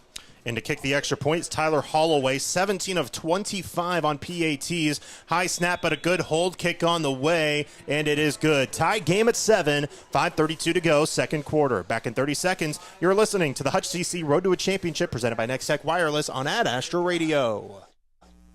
From spring planting to landscaping and fall cleanups to winter snow removal, LS Tractor is your warmest pack tractor for all seasons. Our universal skid steer quick attach system makes switching out attachments a breeze, and our tough heavy lifting loaders give you added strength for any job. Start with reliability and power, stay for a wide range of capabilities, attachments, and implements. Get more features for less money. Start blue, stay blue with LS Tractor. Visit Moundridge Tractor, where customer service has been our business since 1985. 98.9 and 1540 KMCP. Abilene turns this game around after what was all McPherson momentum-wise going into the start of the second quarter. We're now tied at 7 apiece as Abilene takes the ball down the field and scores on a 11-yard run by Tegan Funston, the starting quarterback, and we're tied with 5:32 to go in the half. Yeah, what an excellent drive there for the Cowboys. They started at around their own 30-yard line and drove 70-ish some odd yards to pay dirt there, set up by a 4th and 9 conversion with Weston Rock on the 12-yard screen pass, which was just the perfect play to go against this Bullpup defense. Tyler Holloway to kick it away. It also helped that they had a penalty, which added 11 more yards. Holloway with a line drive, low kick, bounces high and return to the right side. Alec Harms looking for the left edge, gets off of one man, cuts back right, near side at the 30 to the 33, kind of pause for a moment, down to the 34, and a flag comes in. This likely will be a face mask call on Abilene. Saw a possible high hit or grab, so this one may add 15 yards. That would be something to help spark this Bullpup offense, as lately they've almost fallen flat in the last couple of drives here. They've gotten down inside the red zone, but just are unable to convert. Face mask is the penalty, which will move McPherson up from the 34 to the 49, I presume, after that penalty on the kickoff return. So with 5:22 to go in the half, McPherson with a chance to possibly retake the lead. You said Bulldogs on accident, but it's because there are some Bulldogs playing just to the building to our right at Holman Fieldhouse, as McPherson men's basketball has their home opener against Oklahoma Panhandle State. I think what you said over the break that they're up by 1 at halftime? They were up by 35-34 at half. The Lady Bulldogs are also in action tonight as well up in Omaha. I don't have a score on that one. Right. 5:22 to go. Shotgun set. Allen looks left, fakes. Now rolls to his left. Fires it high. He's got Mom, but underthrows him. Mom goes up. Oh, he caught it! Near side at the 15, at the 20 rather, and down to the 17-yard line. Went up high. Got it over Tegan Funston with the grab by Ashton Malm. What a catch. What a catch. What a route, too. That was just a simple slant and go. They call it a sluggo, the fake slant and just go. And that time Ashton Malm helped with good positioning, tracked the football, and just went up and caught that football over the quarterback. 34-yard gain, and now the Bullpups within striking distance. In the red zone again, 1st down and 10 at the 17 in Abilene territory. Less than 5 minutes to go in the first half. And Ashton Malm, just absolutely terrific. Leading receiver as a sophomore. The future looks bright. Allen throws, fires, caught by Seidel. He fumbles the ball, races for it, finally pounces on it at the 13-yard line. It's going to turn into a gain of 4, but Seidel caught it, bobbled it, and it hit the turf. It was a fumble. He was able to get it right back. Well, yeah, we talked about how he got rid of the cast that time. He was so used to the cast that he just couldn't find the hand. Right. He just couldn't. Oh well, you pick up 4 yards. Now you're 2nd down and medium. You can still go so many different directions. What do you call that? Invisible cast syndrome, possibly? I don't know. I'll find something. Pistol set for Carter Allen. Seidel in motion from right to left. 2 wide up, lined up wide left, but a handoff to Becker. Stutter steps in the backfield, up the middle to the 10, to the 9. So it'll be 3rd down and about 2 yards for McPherson at the 9-yard line. Dane Becker again on the rush, just sat back behind the offensive line, almost like Le'Veon Bell from 10 years ago now. Has it been? It seems like it, yeah. 8 years ago. But where he just stops and just is real patient and then finds the hole and goes and hits it hard. That great run by Dane Becker. Power back formation in the eye. 3 lined up in the backfield. Handoff Richardson left side. Lowers the head. Gets the first. Wrestled down at the 5. First down and goal for McPherson. The power back formation with Catch Delaney, Chase Kane, and Brock Richardson lined up from left to right. About 3 yards behind Carter Allen. They get it. And now on first down and goal at the 5, they're going to line up there once again. But let's see which side they're going to run to. This time it's Delaney's turn. Going to the right. Finds the edge. 10-5. Touchdown. Bullpups. A 5-yard rush by Catch Delaney. He finds the goal line into the end zone nearly untouched as Catch Delaney with another touchdown run. It's 13-7 Bullpups. They really, really, really love that formation, that goal line or that jumbo formation, heavy run package formation, especially in goal to go spots and 3 yards or less. That time they ran at first and goal from the 5. Catch Delaney just stronger than everybody else, just barrels his way into the end zone. Jackson Hoover with the PAT, and the kick is good. 14-7. I said 10-5 touchdown when Delaney had that score, but it's because he was lined up about 3 or 4 yards behind Allen. It kind of threw me off, but in the end, it's a 5-yard run and 7 more points for McPherson. 14-7 they lead, 3:18 to go in the first half. Back in 30, you're listening to coverage of the Hutch CC Road to a Championship, presented by Next Tech Wireless on Ad Astra Radio. Here's a bright idea: no billing shenanigans. With IdeaTech Internet, the price is the price. No hidden fees or charges. No billing shenanigans. Another bright idea from IdeaTech. Find your plan today at ideatech.com. Here's a bright idea: don't rip off your customers. At IdeaTech, we give you great internet connectivity at a fair price. Not a spotty connection with high prices. Another bright idea from IdeaTech. Find your plan today at ideatech.com. 98.9 and 1540 KMCP. McPherson firing back, taking advantage of a penalty on the kickoff return, firing it deep on a 34-yard catch to Ashton Malm. McPherson then moves the ball further and gets a 5-yard touchdown run from Catch Delaney. Catch's third touchdown run of the season, but that one gives the Bullpups a 14-7 lead, 3:18 to go in the half. Can Catch Delaney please be a wide receiver? Just so you could say Catch caught it. Catch catches it. There you go. Catch has made 3 catches on the day. And no, I'm kidding. He's got a lot. Catch, man, he's a really good football player. He plays the middle linebacker position and is that running back. And, man, he is one of the strongest guys on the football field at any given time. But Jackson Hoover makes a mistake on the ensuing kickoff as it gets out of bounds on the near side at the 11-yard line. A deep kick by Hoover, just too much to the left. And, you know, as a young freshman, he'll make some mistakes. But you're going to admire this, Bullpup fans, the leg that this guy has just as a freshman. He's been terrific. You know, despite a couple of kicks out of bounds here and there, but he's been great this year. And you know what? I thought about it during the point after attempt, but he's got good form. He's got a nice leg swing. It's all just picture perfect with Jackson Hoover, almost like it's in the blood. Mm-hmm. Say that because his cousin was the starting kicker last year for the Bullpups. So now at the 35 after the penalty, 1st and 10, Funston rolls to his left, fires on the run. He's got a man open, caught past midfield. Delaney tracks him down at the 44-yard line. A gain of 21 on just a short throw across the middle and a deep run by Jackson Cuba. He is the backup tight end. That's just his first catch of the year. Yeah, it's the backup tight end. He's got really, really good size. 6'3", 200 pounds. Is just a junior.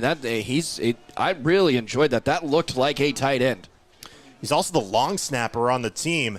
They'll run almost the same thing, but nope, it's a QB design run left side. Funston gets to the 40, a gain of 4 yards. Well, maybe 3.5, but let's give him 4 there on first down. So second down at about 6 coming up for Abilene. 2:45 to go in the first half. Abilene has 2 timeouts left, and they're going to try to line up quickly. They found some ways and some plays that are starting to beat this Bullpup defense. Here's a reverse going to the left side. Western Rock finds an opening. First down inside the 35 to the 31-yard line. A gain of 9 yards, good enough for another first down for Abilene, and they're trying to get into business, possibly tie this game going into half. They will get the ball to start the second half. Like I said, they've started to find a groove on this offensive side. They are attacking the Bullpups in so many different ways right now. 1st and 10 at the 31-yard line. Shotgun set on the left hash, one lined up wide to the right, two tight ends, three tight ends lined up bunched left side. It's actually a receiver, two tight ends. Short pass caught at the 30 and then pushing his way forward for some extra yards inside the 25. He gets to the 24, a gain of 7 yards there on first down on the left side. Yeah, just almost a simple screenplay out into the flat. Picked up a good chunk of yards. An excellent pickup there for second down and 3 now. Minute 40 to go in the first half. And they'll line up, bunch to the right. A pitch out to Hookman, but he gets hit hard. Just a gain of maybe a yard as Catch-Delaney brings him down from his legs. He'll only get 1 yard, and it's third down and 2 coming up. Yeah, I actually think Hookman was in on the catch as well. So he's had an okay set of downs here. First down was 7-yard pickup. On second down, 1-yard pickup.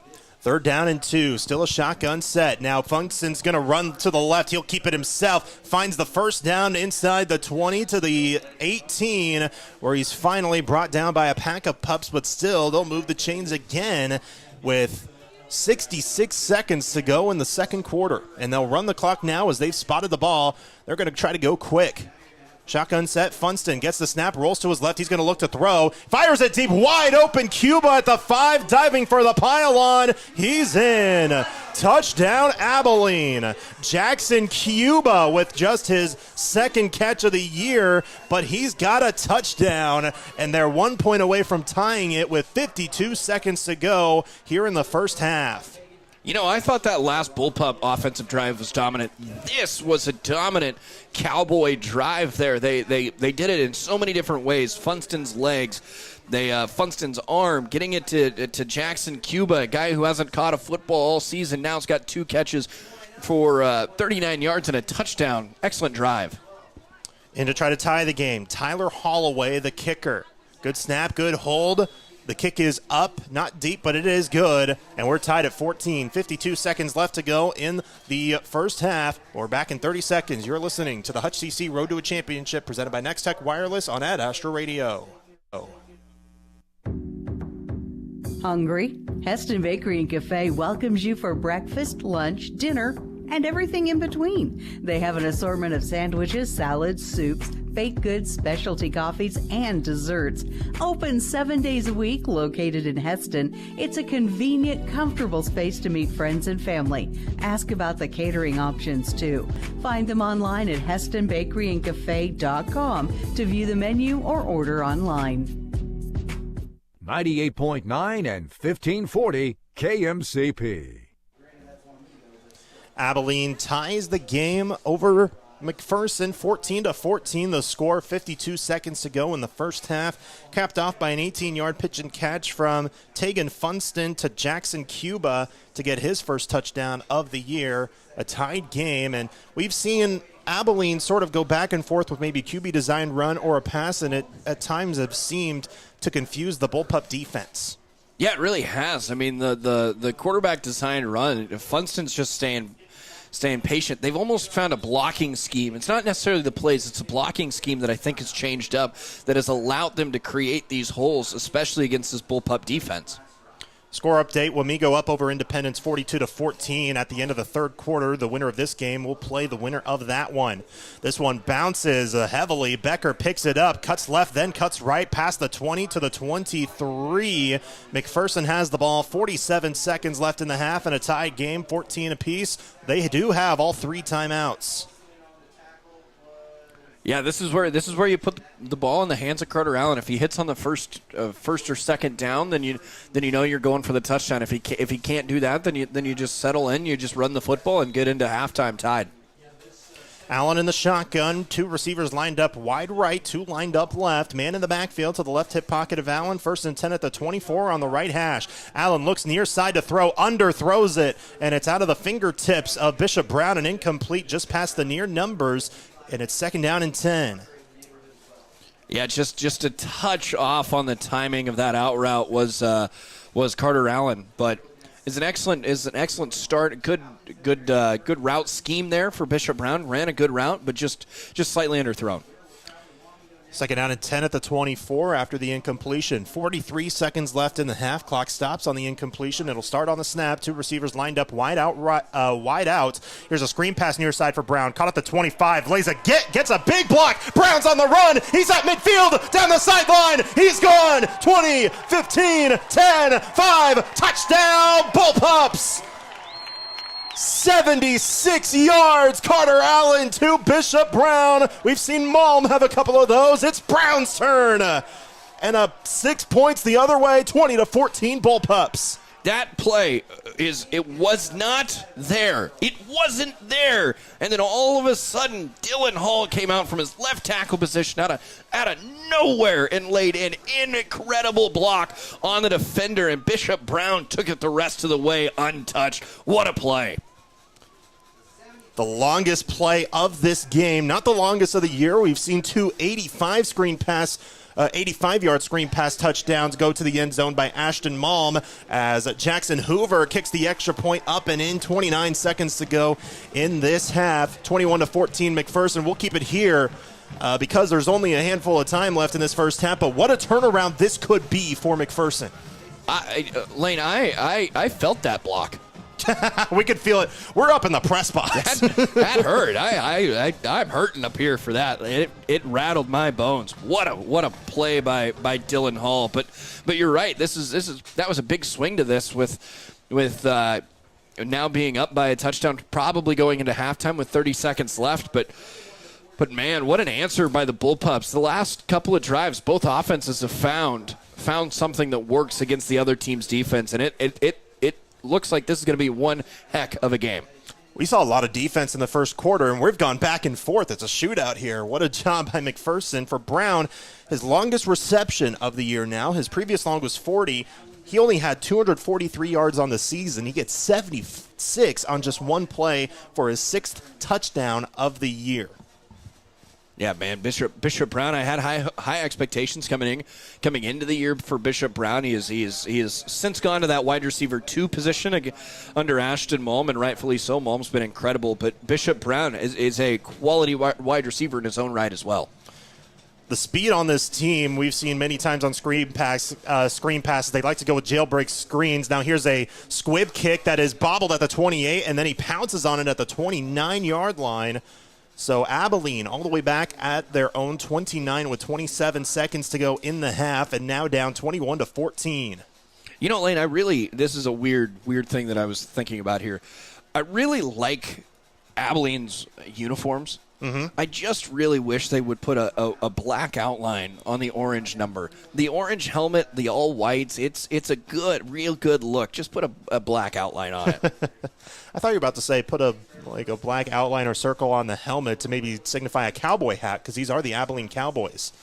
5 wide set, but Funston will just fake a pass and run it up the middle. Only gets to the line of scrimmage as Dylan Hall, who had that huge block on the touchdown run by Bishop Brown, brings him down at the line of scrimmage. The clock will tick, tick, tick. Abilene looking for a play on the sideline. The Bullpups shift around their defense, but the game clock is down to 5, and Abilene does not look ready. So the Bullpups will take this into halftime, riding the momentum off of a 76-yard screen pass for a touchdown, leading 21-14.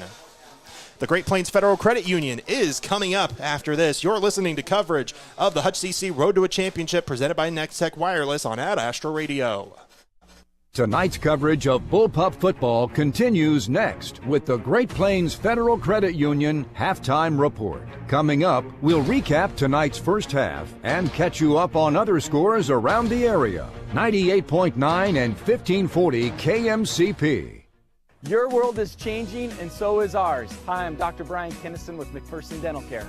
We are proud to announce that we are now offering the latest in technology in dentistry with Yomi Robotics to assist in placing implants. With this technology, it enables us to have better precision, smaller incisions, and helps us make implants less invasive. We are the only dental offices in the Midwest to offer Yomi Robotics. That's McPherson Dental Care, serving the communities in Inman, Buhler, Hillsboro, Lyons, and McPherson. Hi, I'm Carly Sutton with First Bank Kansas. Are you ready to transform your home and life? Unlock the potential of your home with a home equity line of credit from your trusted partners at First Bank Kansas. Whether it's renovating your space, planning the vacation of a lifetime, or simply freeing up your budget, our flexible options empower you to make it happen. Your dreams, your way. Contact us today and discover the possibilities. First Bank Kansas, your key to unlocking a world of possibilities. Member FDIC, Equal Housing Lender. For all your outdoor equipment needs, visit Hometown Outdoor Power with locations in McPherson, Salina, and Minneapolis. We've got the gear to keep your yard looking great. Trust Hometown Outdoor Power, your hometown partner in the outdoor power world. When you need electrical work done right, trust Headed Electric, McPherson's local experts. From new builds to remodels and maintenances, we've got you covered. Give us a call at 620-241-3757 or visit headedelectricinc.com today. When quality of care matters, let the compassionate and professional staff at Hospice and Home Care of Reno County serve you. We are committed to the well-being of our community because we are your neighbors and friends. We provide services such as home health, hospice, private duty, palliative care, and voice care. Count on us to provide your in-home health care services. Wherever you consider home, Hospice and Home Care of Reno County, your local not-for-profit agency serving a 50-mile radius of Hutchinson. We care how you live. We're coming your way on Saturday on Ad Astra Radio. In KCAC football, the McPherson College Bulldogs have won 7 in a row after routing Bethany College last weekend 59-7 as Tristan Zabo threw for 305 yards and 3 touchdowns, tying the record for most career touchdown passes in McPherson College history. Now the Bulldogs put their 7-game winning streak on the line as they'll head to Springfield, Missouri and take on the 16th-ranked Evangel College. And you can hear that game on 98.9, 1540 KMCP, starting with pregame at 12:30. The Swedes, on the other hand, they'll look to bounce back against Southwestern College. Bethany College will kick off a little earlier due to possible inclement weather. They'll kick off at 11 o'clock, and you can hear coverage on 95.5 KLBG starting at 10:30. Also on Kansas Rocks 100.3, you can hear Sterling College playing at St. Mary. Also on Saturday, the Kansas State Wildcats are ranked 17th in the nation, and while it wasn't pretty in the Dillon Sunflower Showdown, they came away with their 16th straight victory over KU. Wildcats are now 7-1 and 4-1 in the Big 12, just behind number 9 BYU and number 11 Iowa State, who are still undefeated on the season. The Wildcats get their next test in the afternoon on the road at TDECU Stadium in Houston against the Houston Cougars for a 2:30 kickoff, and you can hear coverage on 92.3 1510 KLQR, starting with pregame at 12:30. Elsewhere in the Big 12 at 2:30, Arizona plays at UCF. Texas Tech plays at number 11 Iowa State. At 6 o'clock, Arizona State plays in Stillwater against Oklahoma State. And the nightcap has TCU playing on the road at Baylor. That one starts at 7 o'clock. I'm Scott Miller with that Halftime Sports. Lucky Kid has a look at the local high school scoreboard coming up after this. More of the Great Plains Federal Credit Union Halftime Report is coming up after this. Visit GPFCU in Hillsboro or McPherson or online at GreatPlainsFCU.com. Bullpup Football on KMCP. Are you done with punching the clock or constant work travel? Do you have 15 or more acres? Find freedom by joining America's #1 free-range egg brand, Happy Egg. Happy Egg is looking for growers to raise happy hens. Happy Egg offers startup and new flock cost support and yield-based compensation. Work from home. Work for yourself. Feed America. Visit happyeggfarms.com today for more information. Happy Egg is a proud supporter of McPherson County Athletics. Hi friends, Dana with the Alliance Agency. Medicare open enrollment is October 15th to December 7th. A Medicare supplement client recently told me he had received a 14% rate increase. I shopped around and saved him nearly 20% with an equally good company. Call me today to discuss your Medicare choices at 620-245-4861 or stop by the Alliance Agency. And thank you. For over 80 years, Farm Bureau Financial Services has served the unique needs of the ag industry. We get to know you and your operation, providing coverage for your farm, ranch, machinery, crops, livestock, and so much more. Find out why we've been the #1 ag insurer for 25 years. It's your future. Let's protect it. Call Farm Bureau agent Luke Bauer in McPherson at 620-241-0225. #1 ag insurer across our territory. 1996 to 2021 SNL PNC Group direct written premium. Are you building a house? A swimming pool? Are your lights flickering? Call Schmidt Electric. That's Schmidt Electric. 620-960-6755. Schmidt Electric will take care of all your electrical needs. Got Spock? Erickson Custom Building has a great plan and a budget suited for your needs. Erickson Custom Building provides quality craftsmanship and superior customer service. Call 620-585-2816 or visit EricksonCustomBLDG.com. I'm Lucky Kid. Let's check out the latest high school football scores around the area on Week 9 tonight. In Class 5A, Hutch High up on Salina South 14-7, Great Bend 35, Newton nothing. Mays South 14, Salina Central 7, Hayes leads Andover 6-0. In 4A, Bueller 28 or Kansas City nothing. McPherson 14, Abilene 7. Wamego leads Independence 35-8. Andale after 3 led Concordia 51-7. Cheney up early and Wichita Trinity 7-6. Rock Creek 7, Smoky Valley nothing. Heston and Goodland after 1 were tied at 7. Prairie View leading Iola 7-0. Southeast of Saline in 2A leading Lorne at 44-6 after 1 quarter. Norton up on Hillsborough 13-0. Hoyson and 7, Ellsworth nothing. Garden Plain leads Douglas 14-0. Phillipsburg over Kingman 8-6. Halstead leads Lake in 22-6. Humboldt leading Atchison County by a score of 14-6. And Troy has the early lead on Jayhawk Lynn. Score there is 14-0. In 1A scores, Marion leading Sacred Heart 24-0. Plainville 6-0. Mount Ridge up on Trinity Catholic 7-0. Sterling 7, TMP nothing. And those are the scores that we have around the area at this time. One non-bracket game in Central Kansas. Right now, Lions up on Belle Plaine 7-0. Checking out the state volleyball tournament action from today in Class 1A Division 1 at Emporia. Otis Bison finished 1-2 as they beat Victoria in their final match. In 1A Division 1 going on right now, Little River beat St. John in 3 sets this afternoon. And they also, Little River beat Clifton Clyde in straight sets. South Gray leading St. John 1-0 in their pool play match, which is going on as we speak. In Class 2A, Inman moves on. They'll face Valley Heights. Ellenwood faces Maranatha Academy in the semifinals Saturday morning at 9 as both teams won their respective pools. Sedgwick would fall to Ellenwood. Also, they would fall to Donovan West and to Valley Heights in pool play this afternoon. In Class 3A, Hoisington wins their first match over Girard by a score of 27-25, 25-16. Halstead swept Royal Valley. Neodache swept Frontenac. Hoisington leads Frontenac in the first set of their match. In Class 4A, McPherson moving on to the semifinals on Saturday. They lost to Rock Creek this morning in their opening match. They came back to Clearwater and Concordia. They play Bishop McGage tomorrow morning at 9. In Class 5A, Great Bend lost their opening match in 3 sets to Capon Mount Carmel. They are playing St. James Academy right now. Don't forget, we'll have updates on Adast Radio from the state volleyball championships coming up on Saturday. Be sure to join us on the Adastro Sports Network. I'm Lucky Kid. Bullpup football on KMCP. Welcome into the Great Plains Federal Credit Union halftime report. The Bullpups up 21-14 at the halftime break.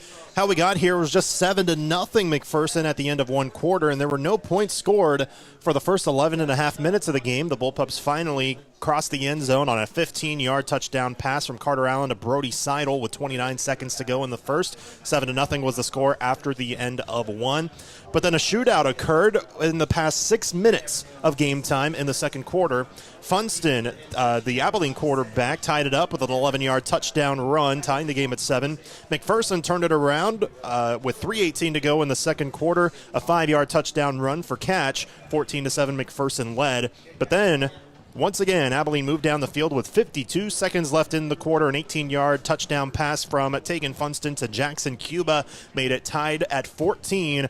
But hey, why not go with a screen pass? We've seen it go all the way down the field time and again, and they do it again. A screen pass to Bishop Brown on the near side. He scores from 76 yards out. With 29 seconds to go in the quarter, McPherson leads 21-14 at the halftime break. And Nathan, what a turnaround for the Bullpups to go into the locker room with the lead, let alone just a big-time score with 30 seconds left in the second. Yeah, you said it. This kind of turned into a shootout. 28 total points scored in the second quarter, which is wild. But you're right. This bullpup offense is essentially come to life. Mm-hmm. Like just within the last 6 minutes, the jailbreak screen to open up and get 50 or 76 yards on it might have swung the momentum all the way over into the bullpups territory, and they took the lead into half, which is and always will be one of the biggest things you can do in football, especially when you get the football to start the half as well. So to go 2 for 1, that changed the momentum of this game completely. What numbers do you have from the first half? Yeah, first for Abilene. They have 135 total yards on the day, but they're led on the ground in rushing by their quarterback, Funston. He's only got 11 yards on the ground. They have 25 total rushing yards, but where they're really making their mark is with Weston Rock having 55 receiving yards and 110 total receiving yards for the Cowboys. Now, on the other side of things, the Bullpups, they're doing it in multiple different ways. They've got 86 rushing yards so far. They're led by Dane Becker with 49, but Ketch Delaney has more carries and 30 yards on the ground. Now, on the other side of things, they still have 152 receiving yards or passing yards. Bishop Brown leads the way with 76, but that was on just one catch. So Ashton Malm has had 3 receptions for 52 yards. So 152 passing yards. Half of those were in one play. Exactly half. 76 yards were in one play. But a terrific turnaround for McPherson. We'll give you a McPherson Dental Care scoreboard update after this and also bring you kickoff of the second half. Abilene will get the ball first as the Bullpups lead 21-14 at the halftime break. From the Midway Motors broadcast booth, you're listening to coverage of the Hutch CC Road to a Championship presented by Next Tech Wireless on Ad Astra Radio. You're listening to the Great Plains Federal Credit Union Halftime Report. Tonight's second half kickoff is coming up next. Stream Bullpup football on your phone or tablet with the Ad Astra radio app. Your home for the McPherson Bullpups is 98.9 and 1540 KMCP.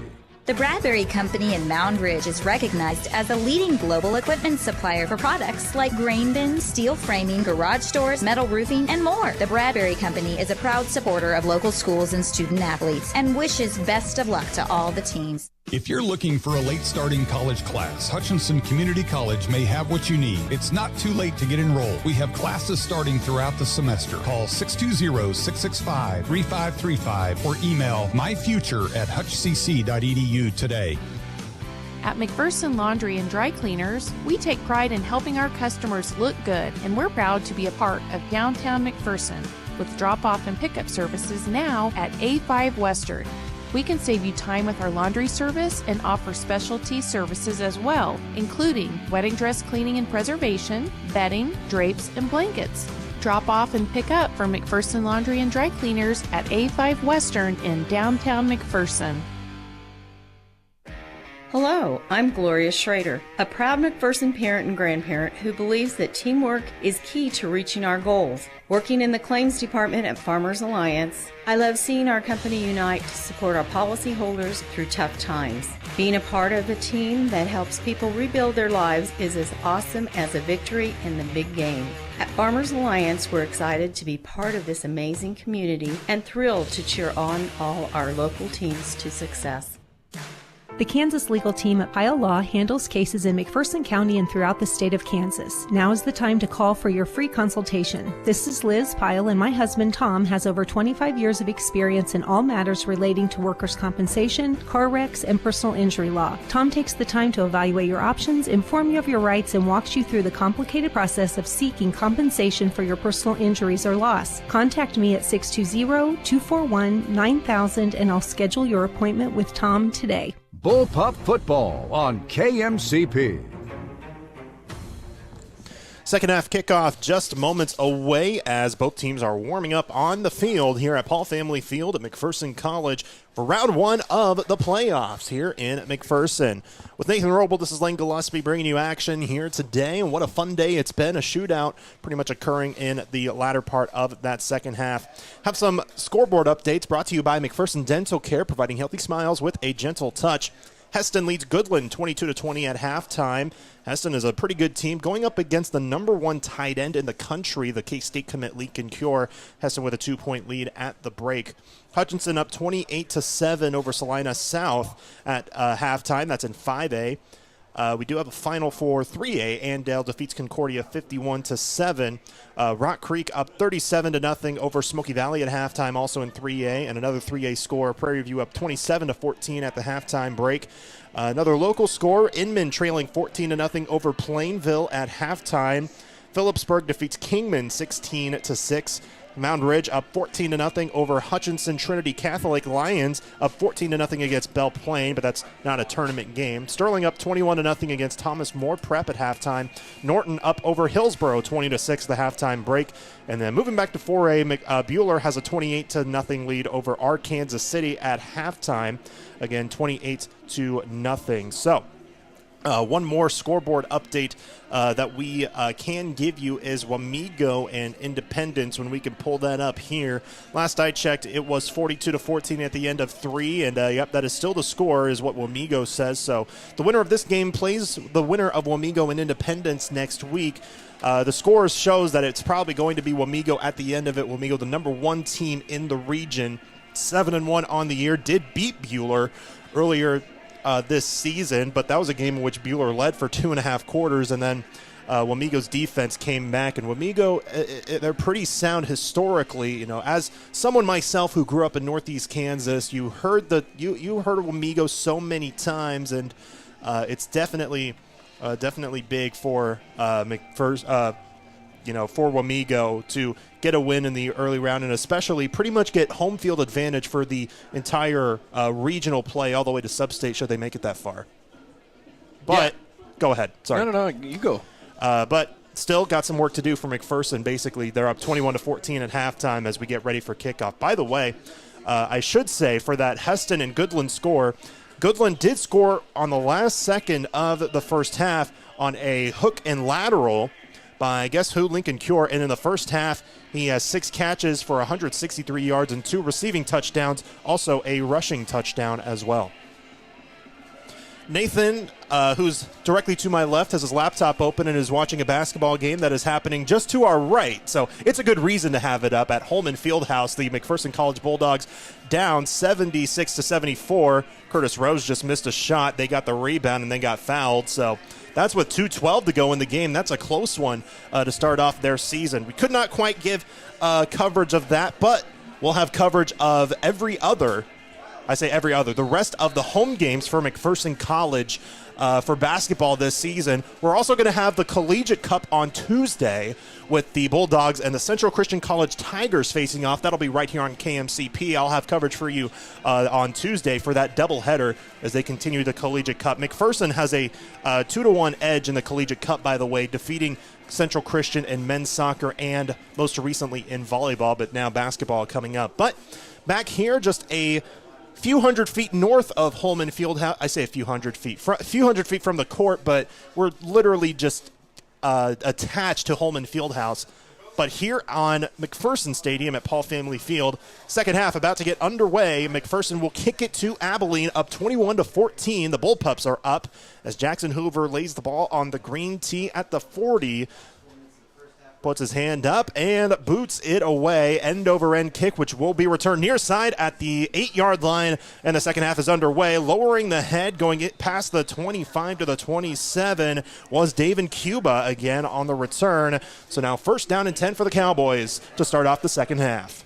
Yeah, we talked during the Great Plains Federal Credit Union halftime report about how Funston in this offense for the Cowboys has really kind of found their groove in that last 6 minutes of game. They sped up the offense a little bit, went a little bit more no huddle, but then they attacked the Bullpup defense either on the ground with the quarterback's legs and Funston, or they faked that run and passed the football downfield to a Weston Rock or a Jackson Cuba. While we have a second, I'd like to thank Art Shirt Gear for Sport, McPherson Hospital, Freddy's Frozen Custard, and Act 360 Insurance. On first down, they dump it down near side for just a little screen pass. He'll only get a yard on the play. Second down and about 8.5 coming up on just a little pitch and catch to the right side to Lane Hookman. Yeah, just a simple sweep out to the outside and catch Delaney there, and good job by Bishop Brown on the outside to start with a tackle, and then catch Delaney came in to clean up the rest. That's a running back tackling a running back, but Delaney is getting college offers from local JUCOs and KCAC teams as a linebacker, and kid definitely deserves it. On second down, Funston to throw, steps up, here comes pressure, spins away from it, then just fires it to nobody on the far side just to throw it away. It's incomplete. It did go past the line of scrimmage by about a yard, and he was outside of the tackle box, outside of the pocket, so no intentional grounding, but third down coming up. Yeah, it wiggled out of the sack by Chase Kane, and then at that point there, just get the ball out of your hands, live to see another down, and go from there on the offense. Third down and 8 at the 29-yard line for Abilene. 50 seconds into this third quarter. The Abilene Cowboys down 21-14, trying to turn things around. But here on a third down and manageable, but still pretty deep. Fake handoff, fires across the middle. It's caught. Weston Rock on the run at midfield, across midfield to the 45 in McPherson territory. High points the catch, and Weston Rock, 6'1", needed every single inch of that height that he has to get the catch and go on the run in between the hashes down to the McPherson 44. And what a gain by Weston Rock. First down, Abilene. What a catch. That was some strong hands. Just went up and snatched that ball out of the air, and on the slant pattern, picked up 26 yards and a good first down. Shotgun set, one receiver in motion. That's Rock. Fake handoff and a QB keeper. Funston finds an edge right side, but he gets hit after just a gain of 2 yards by Alec Harms, coming all the way in from the secondary to bring him down. Just a 2-yard gain, second down and 8.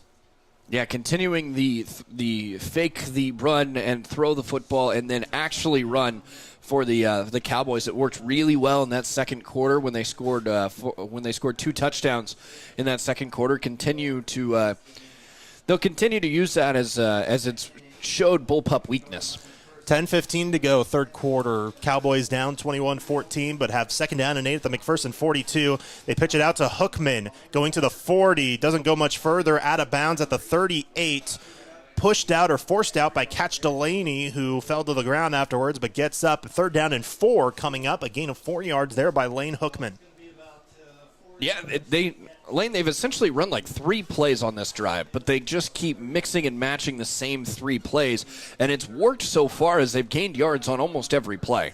Surprising to me, they actually moved it back a yard, so just a gain of 3 and third down and 5. But either way, Abilene with it. They converted on their last third down. Funston to throw, fires across. It is caught for a first down by just a yard, and he's wrestled down inside the 35 to the 33. They needed 5 and got 6 on the throw across the middle to Heath Hookman. First down, Abilene. Yeah, Heath Hookman has kind of been one of those guys where we saw him early with a nice 9-yard catch, but then has not done a whole lot since, and now just picked up a nice first down on a 6-yard reception. Moving the ball down the field has been Abilene's mantra. They've done well so far in this game, but some confusion on the left side as one man has to come in late. I don't know quite what happened. I wonder if we had some sort of equipment malfunction. They did stop the play, so now he does come in and they'll get things going. Weston Rock in motion. A fake handoff. They fire to Rock. He makes the grab at the 35, does a couple of juke moves, and moves his way forward past the 30 to the 29. A gain of 4 yards on first down for Abilene. 9:20 to go, third quarter. Bullpups up 7. Weston Rock is someone I think is very similar to like a Juju Smith-Schuster type, where he's more of a running back when he gets the ball in his hands, but is a really good catcher of the football, so he can catch really well, and that's why he's a wide receiver, but he's almost like a second running back on the field. 5 wide set, but in motion is Lane Hookman. Fake handoff, and he keeps it, and he's down in the backfield. A loss of a couple of yards. Matt Berger and Catch Delaney bring down Funston, who's a bit slow getting up, but is able to walk his way back to the huddle. A loss of 3, I believe, so 3rd down and 9 coming up for Abilene. Finally, the Bullpups show, hey, you know what? We know you're going to try to run it with Funston. We're not going to let you do that. Find something new to work. That's something that they've needed to do. You know, they've been confused on whether Funston's going to throw or if Funston's going to run, and you know, it's been a bit tricky for this Bullpup defense trying to figure out a scrambling quarterback. I mean, you saw what happened in the Mulvane game. Play action across the middle, intended for Rock, but it's overthrown and incomplete by a couple of yards. It would have been a tough catch anyway, as Brock Richardson was there in coverage, so he overthrows him by a yard, and 4th down and 9 coming up at the 32 for Abilene. But you're in 4-down territory. We'll see. They'll likely go for it. 8:10 to go in the 3rd. Yeah, had him there, just unable to hit on the screen pass, but excellent job by Catch Delaney, the underneath zone defender there, just stepping into the way of Weston Rock and not making that an easy throw. 1 receiver lined up wide to the right, 2 to the left, plus a tight end. Man in the backfield in the shotgun. Play clock down to 9. They get the snap. Funston rolls out left, fires on the run. He's got Rock. He makes the grab at the 20, inside the 15. Hit hard out of bounds inside the 10 to the 9-yard line. Rock is slow getting up. He got hit hard by Alec Harms, but a big catch and gain. A gain of about 23 yards there to make it 1st down and goal at the 9.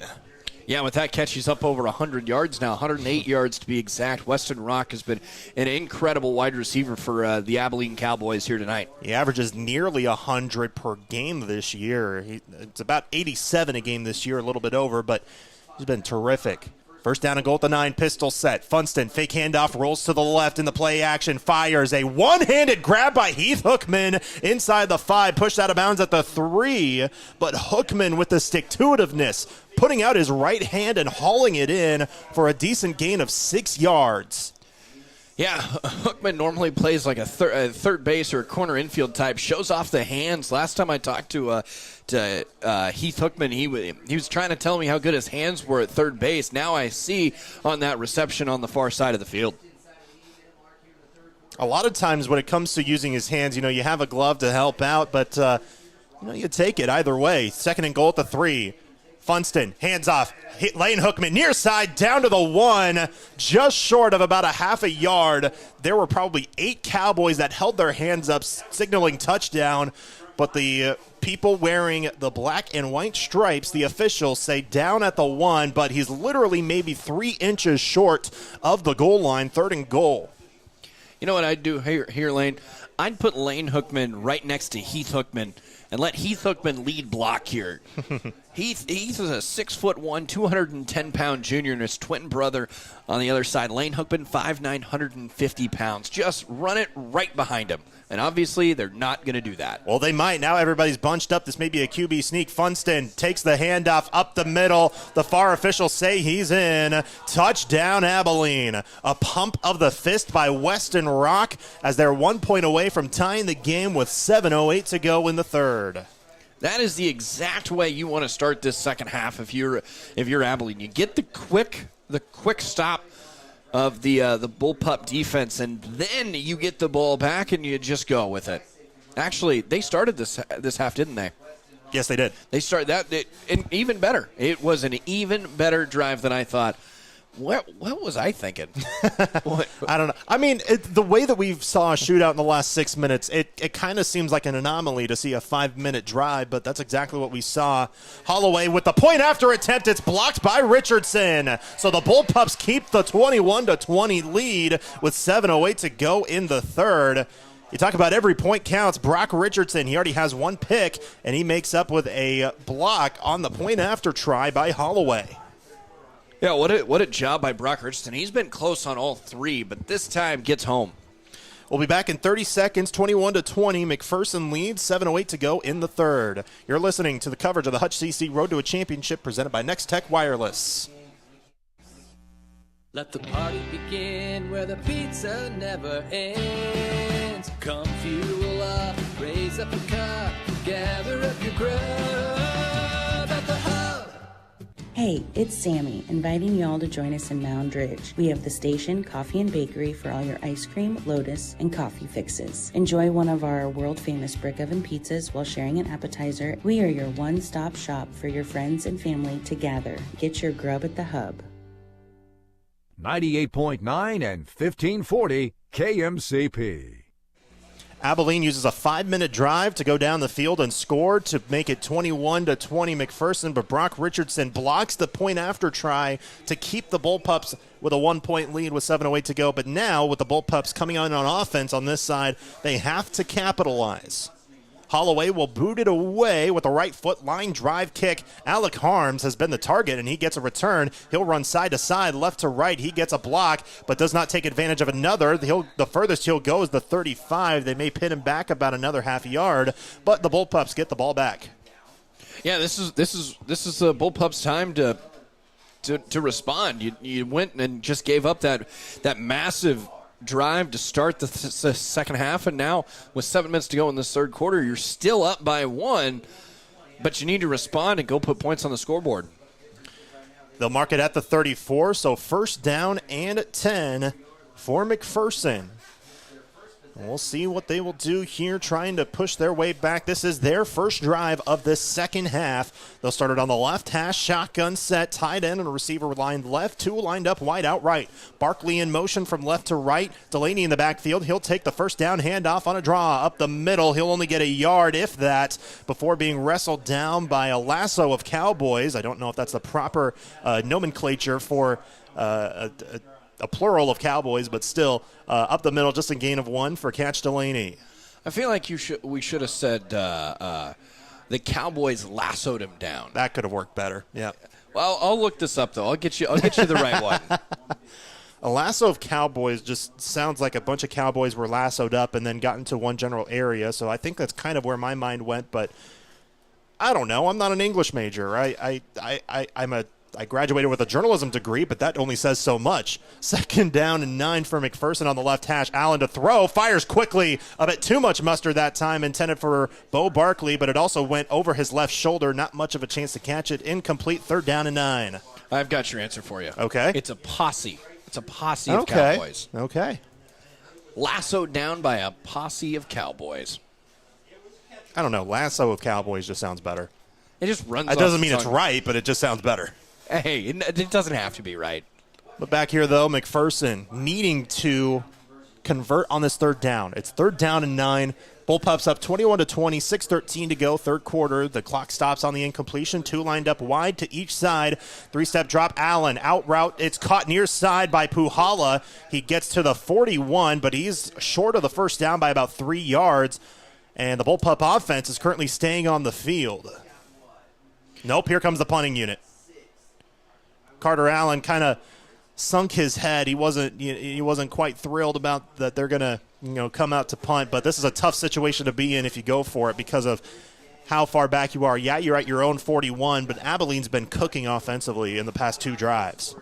Yeah, you haven't had many great defensive plays so far in this second half, or even late in that first half. So I agree with the decision to punt here. Nobody back deep to return. Richardson with a low kick that bounces inside the 20, inside the 15, still rolling at the 10, 9, and that's where it will come to rest at about the 8.5-yard line. So a good job by Brock Richardson. Just with a low line drive kick. May not have been his intention, but they'll take it as Abilene's pinned back, and they will start this drive at their own 9-yard line. That was a really good punt. I mean, that did not get over like 8 foot off the ground. No. It just rolled and rolled and rolled. They see me rolling. Sorry. I thought you were going to go with Rollin' by Limp Bizkit for a second. No. Rolling. There you go. First down and 10 at the 9-yard line for Abilene with 5:55 to go, third quarter. They scored on their last drive, but the The PAT was blocked by Brock Richardson. Let's see what they do here. Handoff on first down on an outside edge. Lane Hookman hit hard at the 10-yard line. A gain of maybe just 1 yard on that play. As a good job by the front line of McPherson. They want to try to stop this rushing attack. They do just a gain of maybe a yard, maybe a little bit more than that, but they'll rule just one, 2nd down and 9. Yeah, this is a big possession for this Bullpup defense. You got to get yourself off the field here and just keep this with the lead. I mean, even a 1-point lead is just a big lead in this game. Every point matters from here on out through the rest of the season, no matter who you are. Shotgun set on the left hash. High snap, but he controls it. Turns to the left now. Fires deep across the middle. Nobody home. It's overthrown and incomplete. Brody Seidel was the nearest guy there, but just still outthrown from him by about 2 or 3 yards as it bounced on the turf at the 35. So 3rd down and 9 coming up for Abilene at their own 10. Yeah, Weston Rock was coming over on had an over route just on the like a 12-yard over route and Funston threw it about 22 yards instead of 12, so just a little bit off. But now 3rd down and 10, 3 lined up bunched on the left side on the numbers.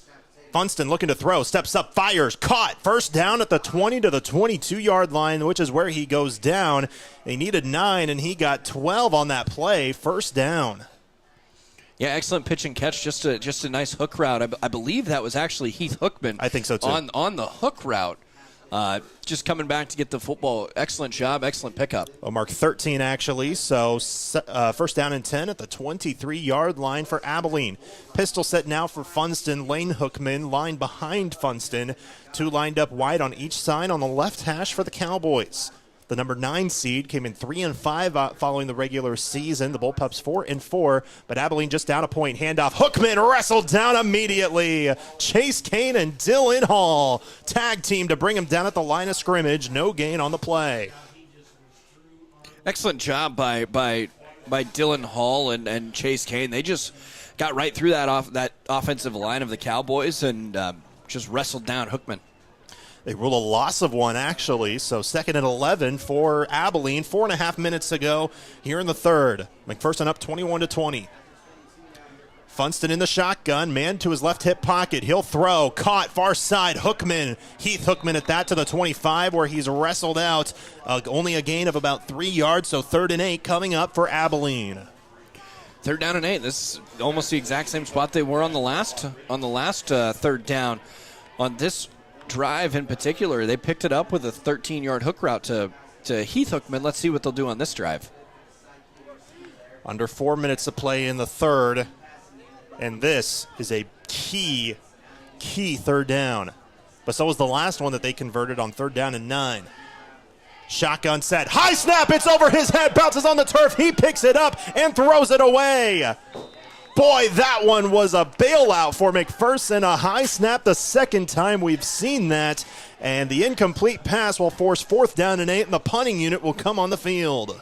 You know, we've seen that on both sides. I mean, not tonight, of course, but the Bullpups have had their fair share of bad snaps as well. But a bad snap there just set him so far back that he just was still lucky enough to get the football out of his hands and throw it away. 4th down, and now you got to punt it away.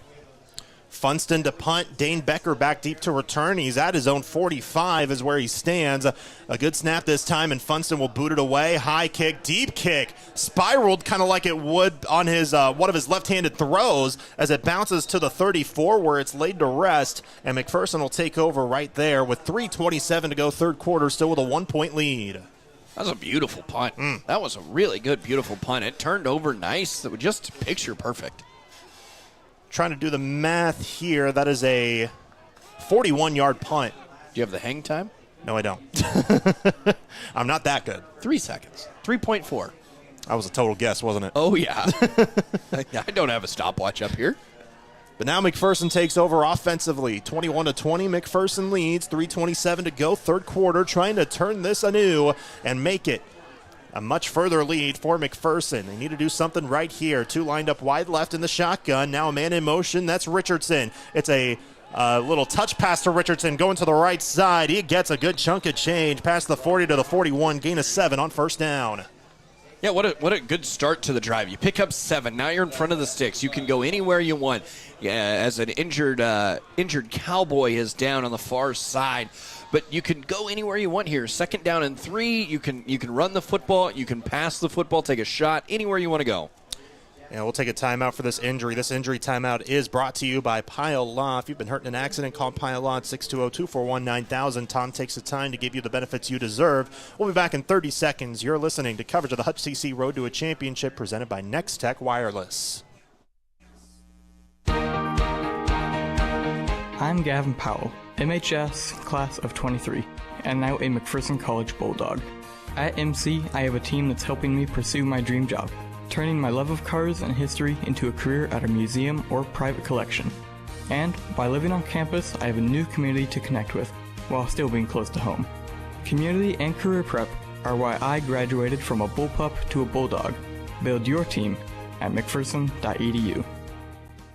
98.9 and 1540 KMCP. Jackson Cuba, the injured Cowboy, he gets up with help of his training staff, and he's been key for Abilene. He's great defensively, but we've also seen him on offense. You'll hear the ovation from the Bullpup faithful as Jackson Cuba gets help off to the sideline, and he has 1 touchdown catch for Abilene, so if he's done for the day, that's a huge loss.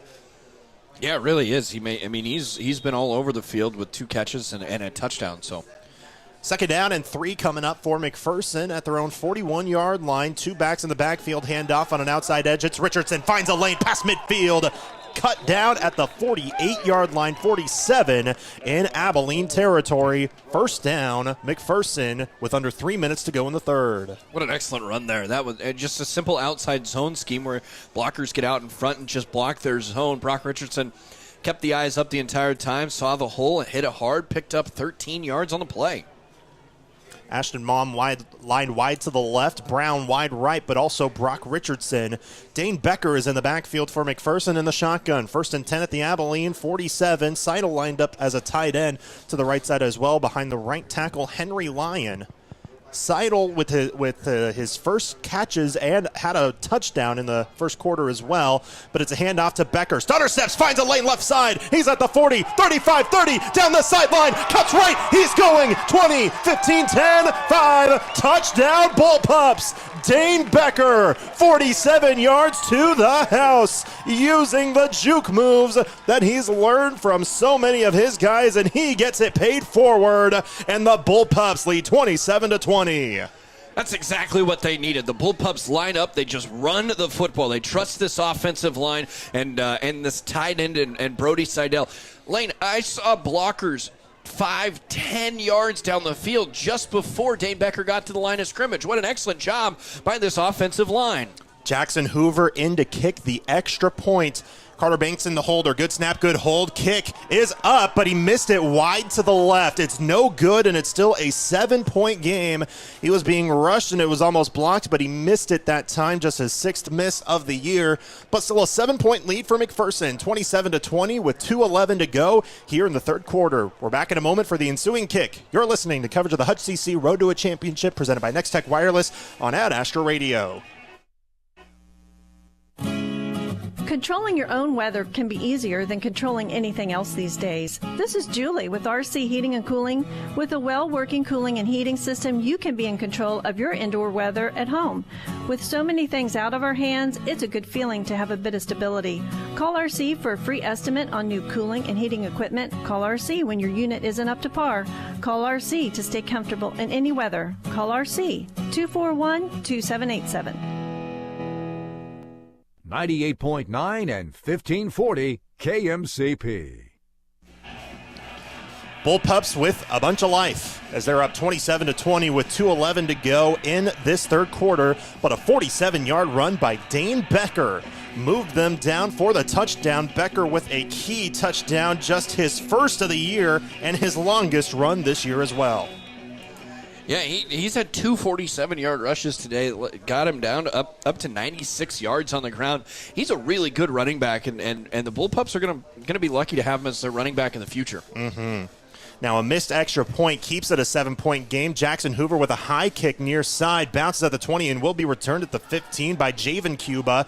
He'll cut left, then cut right past the 30 to the 40, and finally wrestled down. The ball is out, but Abilene picks it up at the 48-yard line. It gives them about 5 extra yards as Abilene's going to have good field position. There's a couple of bullpup coaches on the sideline asking for a possible down by contact call to pin him back, but nope, they'll actually move the ball back a yard, and it's first down at the 47 for Abilene.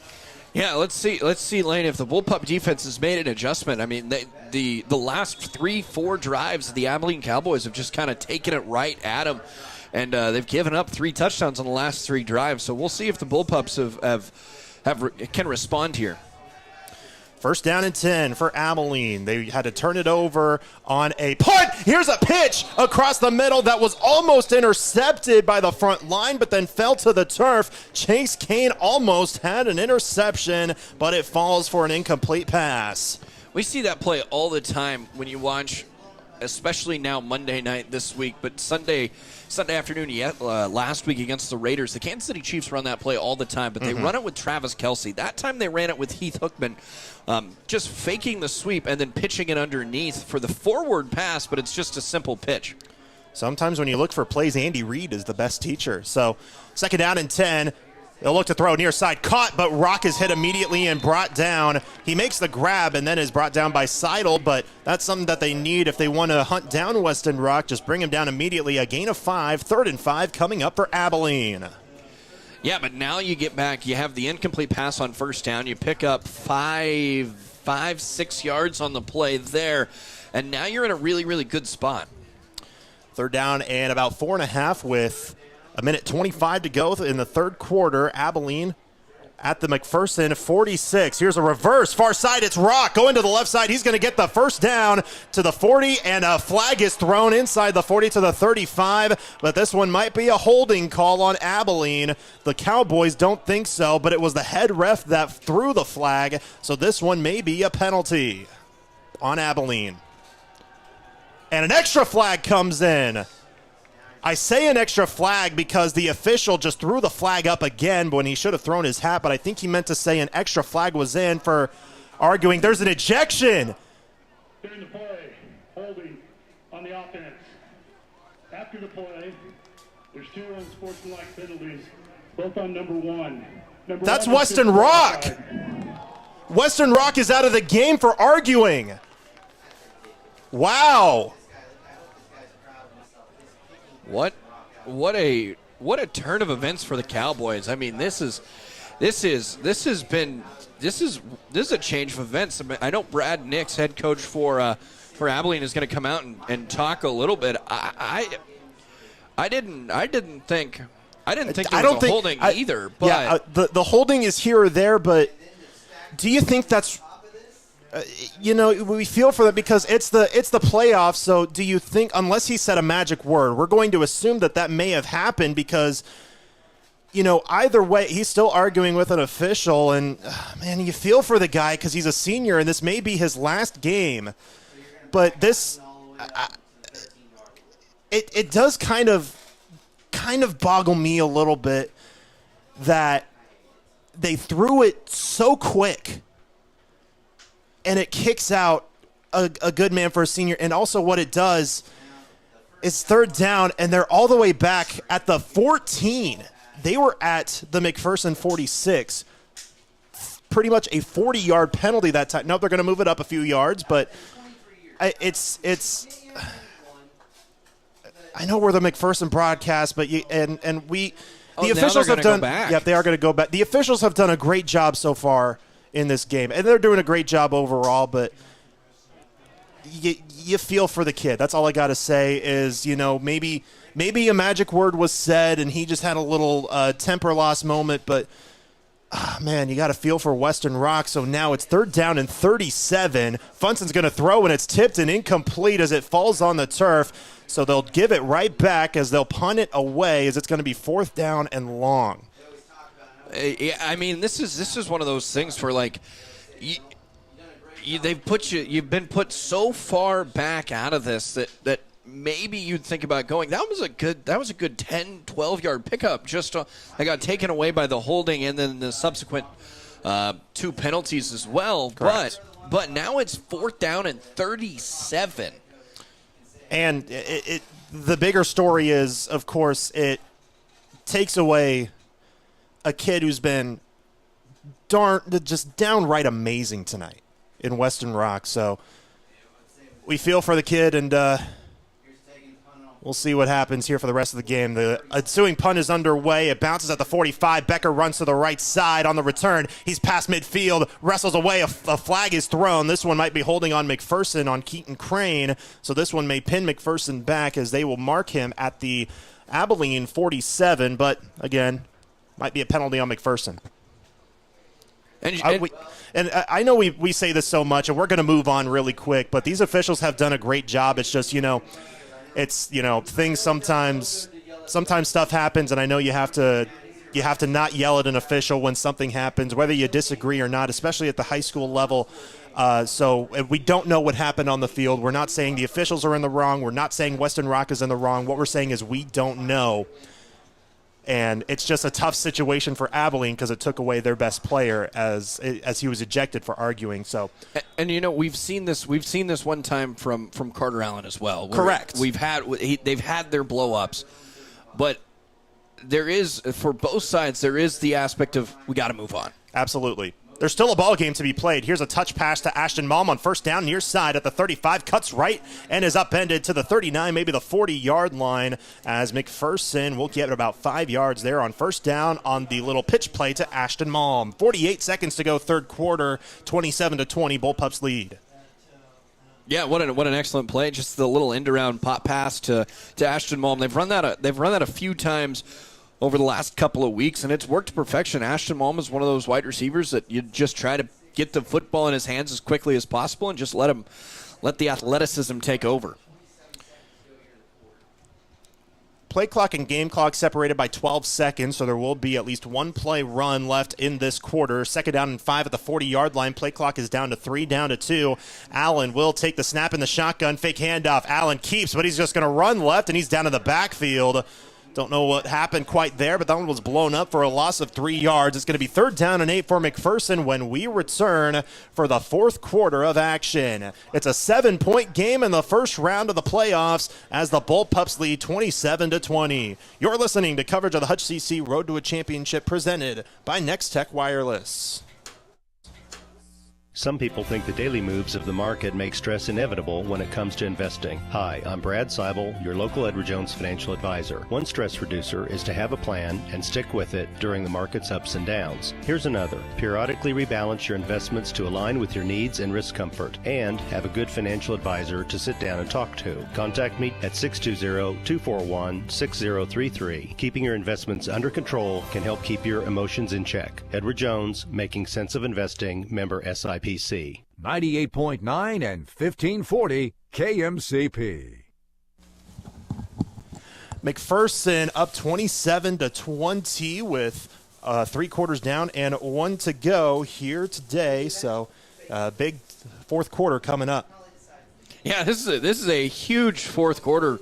You got 12 minutes. You're up by 7, and this is the spot. I mean, you gotta hold the lead. You gotta offensively. You gotta continue to move the rock and make this a 2-possession game as the end of this game nears and the end of a season is near. 3rd down and 8. There was a loss of 3 yards on the previous play on a run by Carter Allen, but now the 4th quarter begins, and Allen rolls left. He's going to throw on the run intended for Malm. He's hit as he throws, or Malm got hit as he tried to make the catch. Incomplete. 4th down and about 8 yards coming up.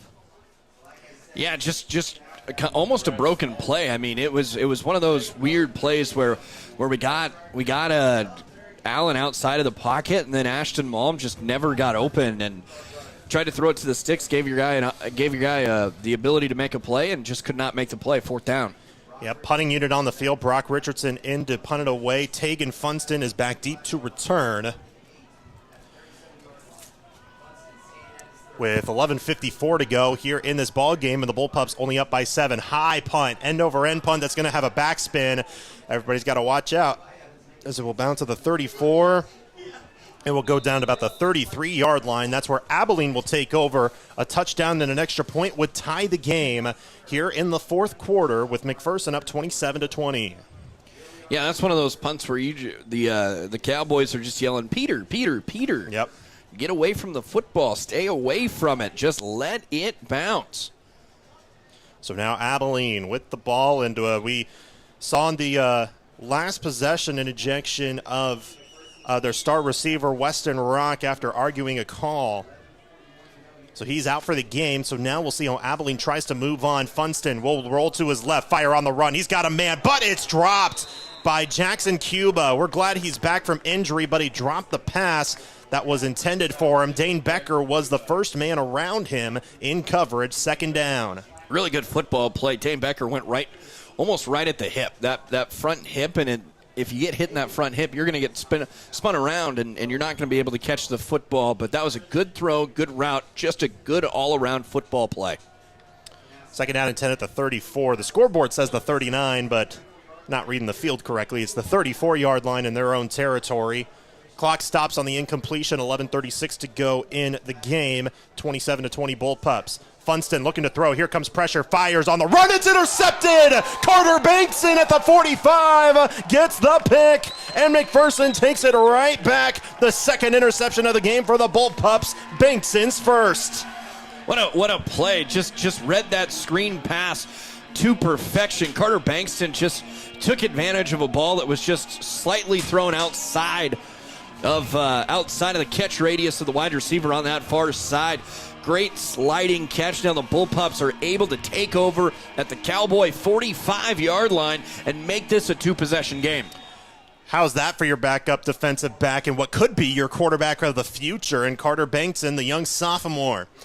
He's also the backup quarterback. First down and 10 at the Abilene 45 for McPherson. Puhala in motion. Low snap goes in between the legs of Allen. Nobody's near him, though, so he picks it up. He's going to throw, and it's going to be caught by Becker. Down the sideline. First down at the 30. Down the sideline. 15, 10, 5. You've got to be kidding me. Touchdown. Bullpups. 45 yards on a broken play. Carter Allen makes some magic, and Dane Becker goes down the sideline for the score. 33-20 Bullpups. The Cowboys didn't bring pressure, so there was no one there to try to force the play by Carter Allen. He was able to pick it up, make the throw on the run. Dane Becker was able to squeak out of the backfield into the flat, and it only had to make one man miss. There were multiple blockers out in front. What a 45-yard touchdown play that was. Man alive, many impressive touchdowns we've seen from both teams. Jackson Hoover kicks the extra point through. It's 34-20 Bullpups, 11:17 to go in the ball game. Back in 30 seconds, you're listening to coverage of the Hutch CC Road to a Championship presented by Next Tech Wireless.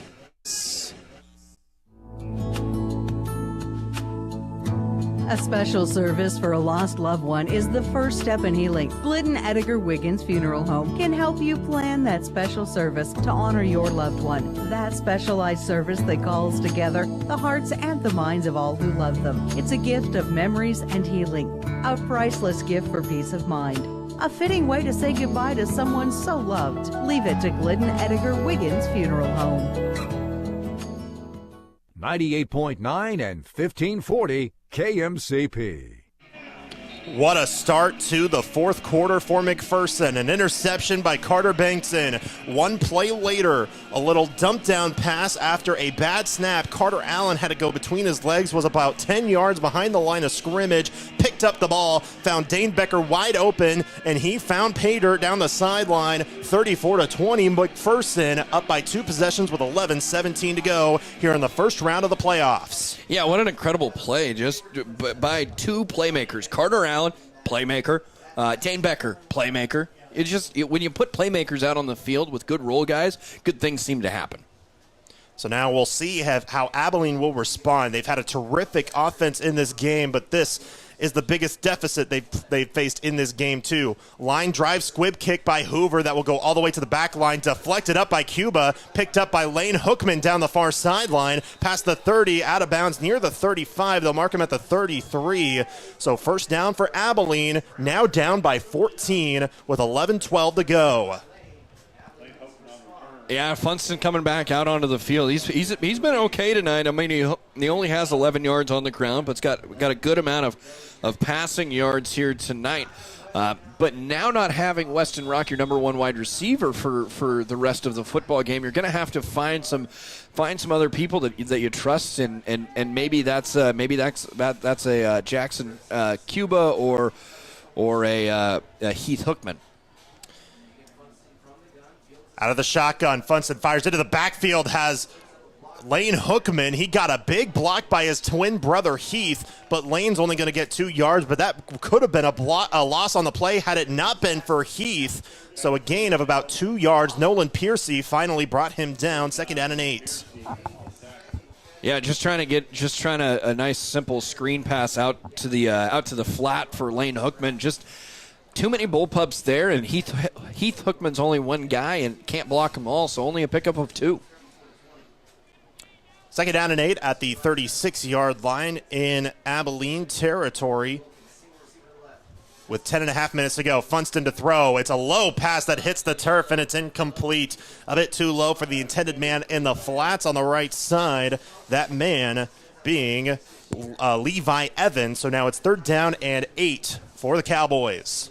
Had time. Just set the feet, make the good solid throw. It'll be okay, but Funston trying to make that throw almost on the run and just threw it right at the feet. So now let's see what they'll do here on 3rd down and 8. They've been pretty good recently on 3rd down, but we'll see how this one goes this time around, as this will be a big 3rd down coming up for Abilene, down by 2 possessions, needing to find their way back. High snap, but Funston collects. High pass, deep pass, wide open. Jackson Cuba makes the grab, then goes down inside the McPherson 45 to the 44-yard line. They needed that first down, and they got it. Jackson Cuba was Johnny on the spot, and he gets the first down for Abilene. Yeah, nice. You just sneak the tight end up the seam. You see almost like a Rob Gronkowski do that at times as well. Excellent job. Whistle blows because there was a mouthpiece on the turf, so they tried to go with a hurry up, but they had to stop play momentarily. Now they'll spot the ball and get things ready to go, as it'll be a shotgun. 3 bunched up to the right side. Funston to throw. He's looking right. Fakes. Here comes pressure. The ball is out. It's picked up by a lineman to the left side, reaching forward for extra yardage, but he may have gotten only a yard. He did. That was Tyler Holloway, the left tackle, also the kicker, at about actually no gain on the run for him after that fumble recovery, so 2nd down and 10. For multiple reasons, I am so glad that was for no gain, because I have no idea how to actually write that in a stat book. Does the rushing yards go to Holloway? Or, yes. So I would have to write But it's still 0. It's still 0, so it doesn't matter. Same formation as last time. This time they fire in the flats. Far side, it's caught. He gets away from a tackler in the backfield, cuts left then right, and then goes down for a gain of a couple. Nolan Wilkins, first time we've heard his name. He gets 2 yards, but there's a man down, and I think it might be Wilkins on the far sideline at the 41. So that would be key. You don't want to lose any more receivers, but he's just getting his leg stretched out, so hopefully it's just a cramp. This injury timeout brought to you by brought to you by Pile Law, I should say. If you've been hurt in an accident, call Pile Law at 620-241-9000. Tom takes the time to give you the benefits you deserve. We are also brought to you by Next Tech Wireless. You can listen to every Bullpup football, basketball, and baseball game this year on your phone with the Ad Astra Radio app powered by Next Tech Wireless. Shop for the latest phones and devices at Next Tech Wireless today. Yeah, that's a good segue for you there. Yeah, it worked out. Yeah, good for you.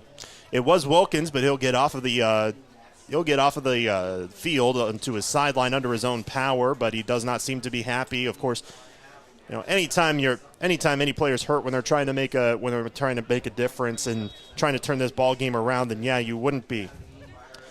Aaron Hartman, I think, is in at quarterback He's the backup, and he's a senior. High snap. He collects it, though. It is Hartman. He's going to throw it into the flats. It's caught, but he's going to get maybe a loss of a yard. Nope, he stretches forward back to the line of scrimmage. So Aaron Hartman, the senior quarterback, throws it to the right side. I think it was Lane Hookman on the grab, and it's 4th down and 8.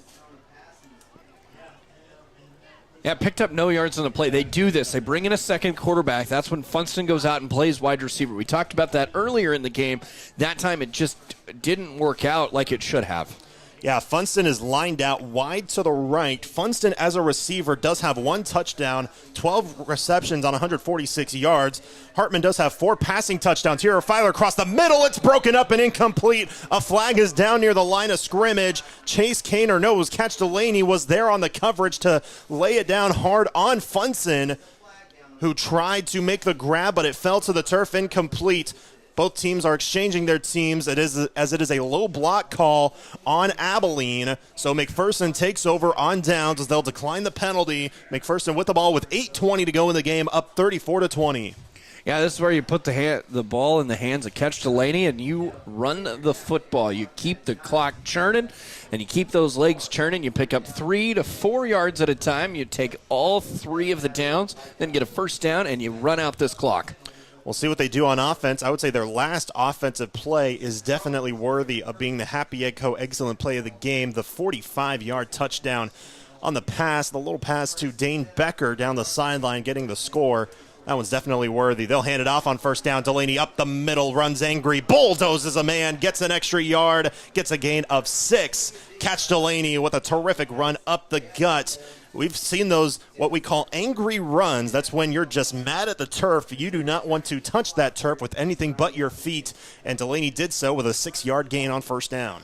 He just keeps the legs churning. Just keeps trucking. He is a Mack truck coming through those. 6 foot, 207-pound senior. Again, getting college offers to play football, but as a linebacker from local JUCOs and KCAC teams. Allen to throw, high pass, he's got Malm one-on-one, underthrows him, but Malm rises up and makes the grab inside the 20. Ashton Malm again at the 18-yard line. What another terrific pickup by McPherson. Yeah, 35 yards on the reception, I believe. What a play. It was underthrown a little bit, but Ashton Malm's good recognition of where the football's going. He's a deep threat receiver who tracks the ball well, but has the ability in short space. He's just a really good all-around wide receiver at this level. 7:15 to go. Ashton Malm has been a man on a mission. So is Bishop Brown and this whole passing crew for McPherson. What a job by the Bullpups. Tight end in motion, that's Brody Seidel. He has a touchdown and had his first catches of the year. Here's a handoff on an outside edge, right side. There's Delaney to the 15, where he's brought down from behind inbounds. They may mark the 16. They do. That's a gain of just 2 yards there on first down. 2nd and 8 for the Bullpups. The thing I like about that play is that Catch Delaney didn't just run out of bounds. He kept the clock moving and was able to pick up 3 yards, but kept the clock moving. I mentioned the passing game, 3 passing touchdowns for Carter Allen. He did have an interception, but that pretty much seems moot at this point because Allen has been terrific. Those touchdowns give him 19 on the season. What a job by the senior quarterback. 6:25 to go, clock running. McPherson trying to milk this clock and possibly put the nail in the coffin and go up by 3 scores. Play clock down to 3. 2 lined up wide out to the left, or 3 actually. Man in the backfield, fake handoff. Allen will fire it. Caught on the left side. It's Brown to the 10. Flag comes in at the 5. It's a first down at the 5-yard line, but we'll see if this one's coming back as a flag was thrown down at about the 12. I think this one will be on the Bullpups. Yeah, illegal block in the back on McPherson. Yeah, Lane, I'll be honest. I don't think that's necessarily a bad thing for the Bullpups, especially when it comes to clock management and time management. So you want the play, you want that first down, but you'll be okay with getting backed up to the 7 till the 23, 22-yard line. 22-yard line. So just a 6-yard penalty, basically. 2nd down and 13, and it does use up some clock because the clock continues to run now. Allen in the shotgun, and they're going to take their time to get this play as they get their signals from their sideline coaches. 2 receivers lined up on each side on the left hash. Becker in the backfield. Allen, 3-step drop, looking to throw left side from Alm. He's surrounded by a bunch of Cowboys. He's going to run from the left side to the right, looking for a couple of blocks. He slips and falls at the 17. He tried to turn nothing into something, and Alm does get the gain, but not as long as he would have liked. A gain of about 6 yards, I think, maybe 6 yards actually, as they get him to the 17. So 3rd down and 8 coming up.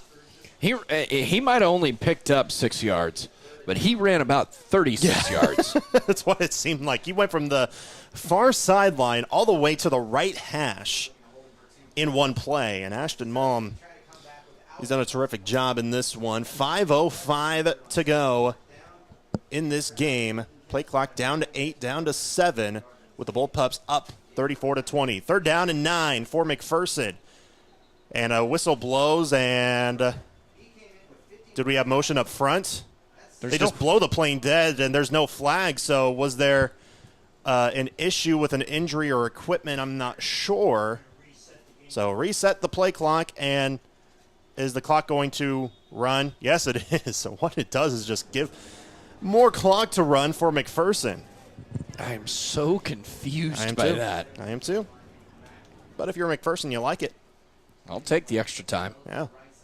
2 receivers left, tight end receiver right in the shotgun. Allen with a low snap, looking to throw near side. He's got Malm caught at the 10, wrestled out of bounds at the 7-yard line. It's good enough for a 1st down. He needed 9. He got 10 yards. 1st down and goal for the Bullpups with 4.5 minutes left. Ashton Malm now with 108 yards receiving tonight by my calculations, unofficial obviously. He did go out of bounds, which stops the clock for McPherson, but they certainly have a good chance to run this score up once again. Couple of substitutions, and not often we see this guy come in, Caven Bird, but he's a fullback for McPherson. We don't often see a fullback, though, because of a spread offense that McPherson runs, but now they're going to run an I formation. Becker is lined up as the tailback. He dots the I. 2 receivers lined up wide out left. It's a toss out to Becker, but he's going to lose a yard. Oh, they're going to give him a loss of 3 yards, actually, back to the 10 on the little toss play. The right edge came up to bring him down, as one of the first guys there was Ethan Evans, the nickel linebacker. Hey, I'll be honest, I love the fullback. Let's just line up. I want a fullback on every play. I want to put 11 fullbacks on the field. That does run the clock, 4:05 to go, but the play clock down to 17 as they'll get their play. Bird is still in as the fullback, but now Catch Delaney is the tailback, and they'll run the I formation. 2 lined up wide to the left, tight end on the right. That's Seidel. Play clock is down to 4, down to 3 as they now get set, and Allen will take the snap with 1 second on the play clock. Handoff Delaney lowers the shoulder up the middle, gets maybe 2 yards. He gets there. Whistle blows, and a timeout called by Abilene with 3:43 to go in the game. Their first time out of the half. Give it to Bird. Give it to the fullback. You just want a fullback rep, don't you? I want the fullback involved. We'll be back in 30 seconds for the ensuing play. 3rd and goal at the 8-yard line. You're listening to coverage of the Hutch CC Road to a Championship presented by Next Tech Wireless. At McPherson Center for Health, we're dedicated to caring for you close to home. From routine checkups to advanced medical care, we're here when you need us. McPherson Center for Health, caring for you close to home. Parking lots and driveways can be expensive to install. This is Derek Fees. Let APAC Kansas Shears Division help you properly maintain these investments. Patching, crack filling, sealing, and striping are just some of the services we provide. Call APAC today at 620-662-2112. 98.9 and 1540 KMCP. 34-20 McPherson, 3:43 to go in the ball game in the first round as the Bullpups look to survive and advance. And it seemed back and forth for quite a bit, but the Bullpups have had the lead for this entire second half, despite the attempts of Abilene trying to come back but a blocked PAT kept it a 1-point lead for McPherson, and they have since scored 14 unanswered, and now they have third down and goal at the 8-yard line. They're in the I formation, Delaney in the backfield, but a fake handoff and a play action. Allen throwing to the back of the end zone. It's Seidel. He reaches up and makes the catch. The senior in the back of the end zone, his second grab of the night. Touchdown, Bulldogs. It's 40-20 McPherson, 3:35 to go as Brody Seidel, the senior, what a year he's had. An up and down year for the young man, and the heart and soul of this team gets his second touchdown catch of the game.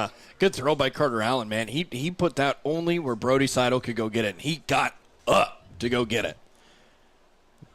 Jackson Hoover trying to make it a 21-point game. Good snap, good hold by Bankson. The kick on the way, and it is good. 41-20 McPherson, 3:35 to go in the ball game. Back in 30 seconds, you're listening to coverage of the Hutch CC Road to a Championship presented by Next Tech Wireless.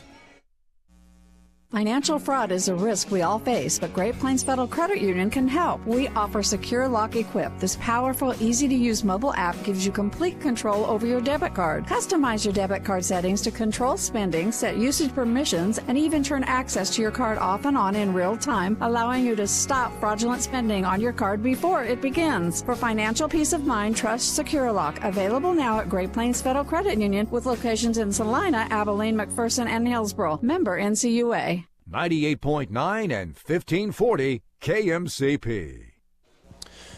3:35 to go, and the Bullpups up 41-20 over the Cowboys. Now Abilene needs a miracle comeback to try to stay alive in these playoffs and keep their season alive. The winner of this game has a date with Wamego next Friday. Wamego did officially win 42-14 over Independence, so the winner of this game plays the number 1 team in the region. But how about these Bullpups? Led 21-14 rather at halftime. They allowed a touchdown on the first defensive possession of the half, but blocked the PAT to keep the lead, and they have since scored 20 unanswered, and McPherson up 41-20, 3.5 minutes left. Yeah, I don't know. You're happy you won, but now you got to get Wamego.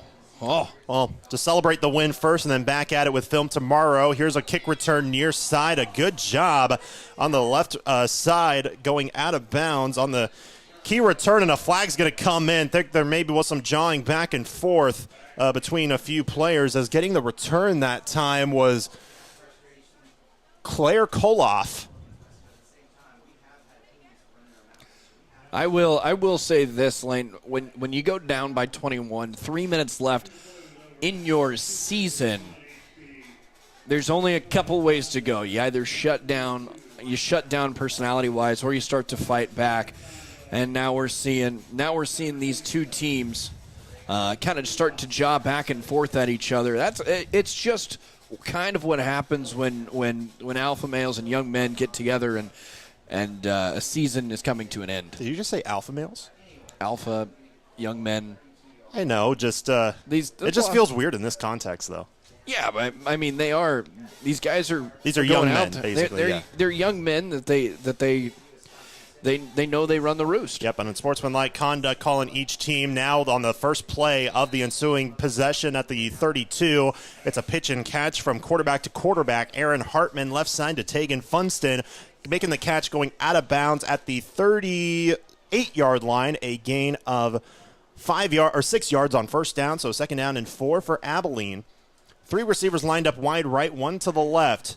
Hartman to throw, throws across the middle. It's caught to the right side. It's a first down all the way to midfield. Making the grab was Levi Evans, and a move of the chains for Abilene, trying to move the ball down the field. Yeah, that's a good throw by Hartman. I like the way that Hartman throws this football. Pistol set, 3:12 to go in the game. Clock running. Abilene with 2 timeouts. Fake handoff. Hartman rolls to his right. Fires on the run. A sliding grab on the far side at the 20. He did keep it inbounds. And another move of the chains. A gain of 10 for number 10. Nolan Wilkins on the grab. Senior to senior for the 10-yard move of the chains. And they're at the McPherson 40. Hartman's kind of spinning the rock here a little bit. He's throwing the football really well. He's got 4 passing touchdowns on the year. He's a 5'7" senior, and was the backup quarterback, but he's definitely had quite a bit of reps here this year.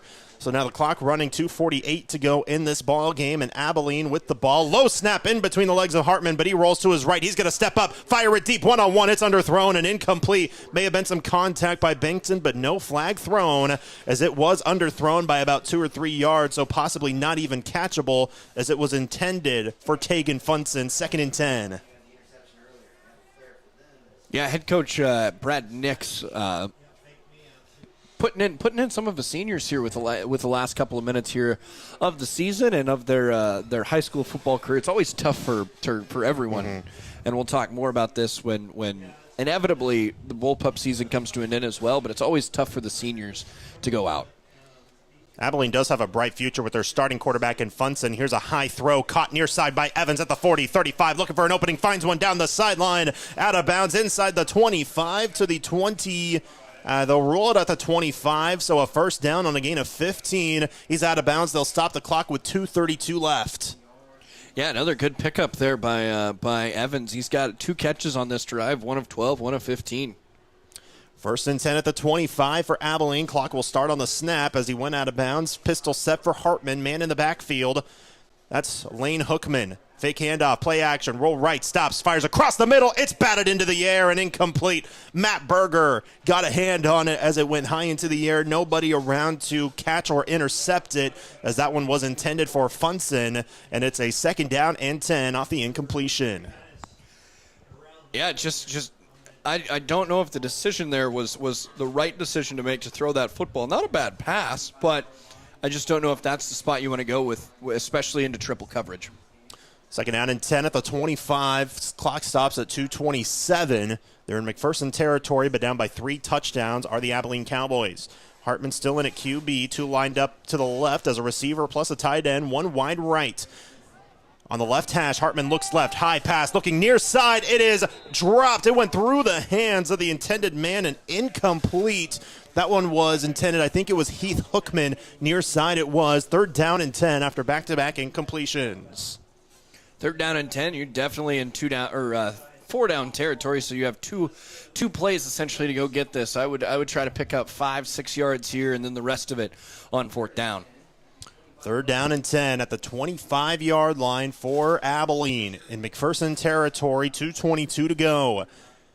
Hartman in the shotgun. 2 lined up wide right plus a tight end. 1 lined up left, man in the backfield. High snap, Hartman rolls to his right, throws on the run. A bit too far. It's intercepted. It's Carter Bankson again. Far sideline at the 25, down to the 28-yard line. Carter Bankson had no interceptions all season. He has 2 tonight. And with 2:12 to go, the Bullpups may have just driven the nail in the coffin and may have just moved on to Amigo next week. Yeah, what an excellent job. What looked like to be a little bit of a cover 3, cover 4 look.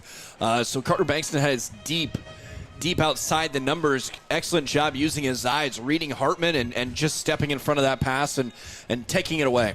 Look who's in at quarterback, the 5'7" sophomore Brady Rinker. He's the 3rd stringer behind Carter Allen and Carter Bankson. Rinker has been terrific. He has one heck of an arm, but he'll hand it off on 1st down to Justin Bagby up the middle, maybe a yard, if that, on 1st down. Abilene will call their 2nd timeout of the half to try to stop the clock. We're at 2:04 left in this game.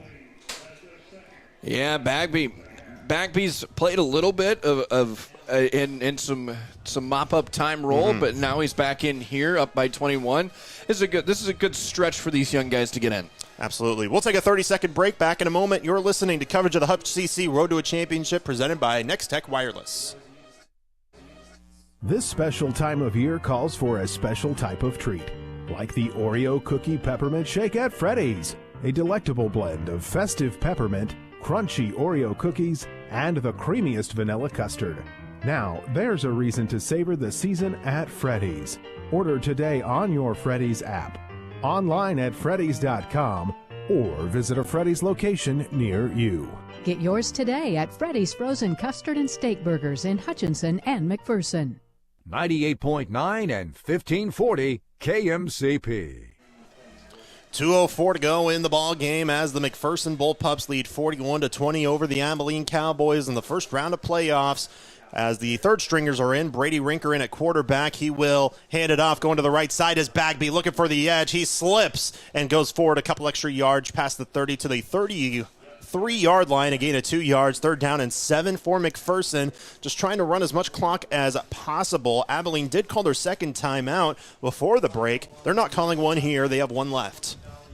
Yeah, this clock's going to continue to run. They're going to take another 30 seconds off this clock. The Bullpups don't have to snap it until like 1:12 left in this game. Trevor Pontius, Paxton Ingalls, and Dakota Lynn are each in at receiver also.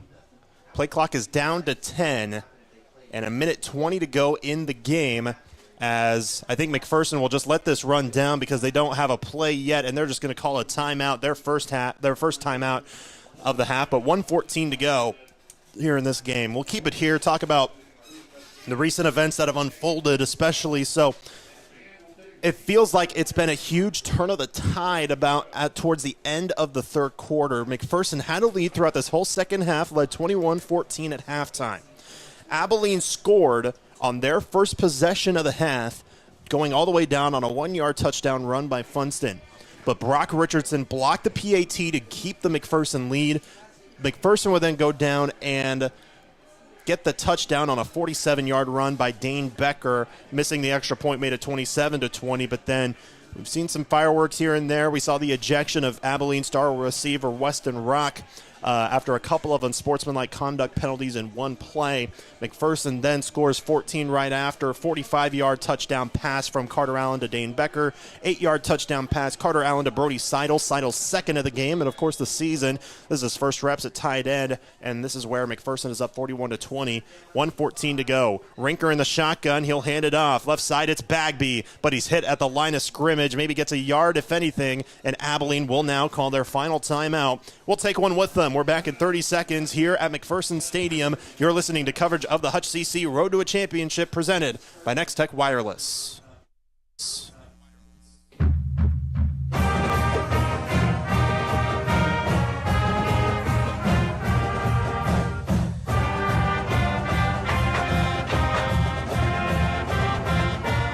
Show your Bullpup pride with apparel from Art Shirt, Gear for Sport at 211 North Main, downtown McPherson. We offer a wide variety of apparel for everyone in the family, offering sizes from newborn all the way to 4X. We wish all the student athletes a safe and successful season. Go Bullpups!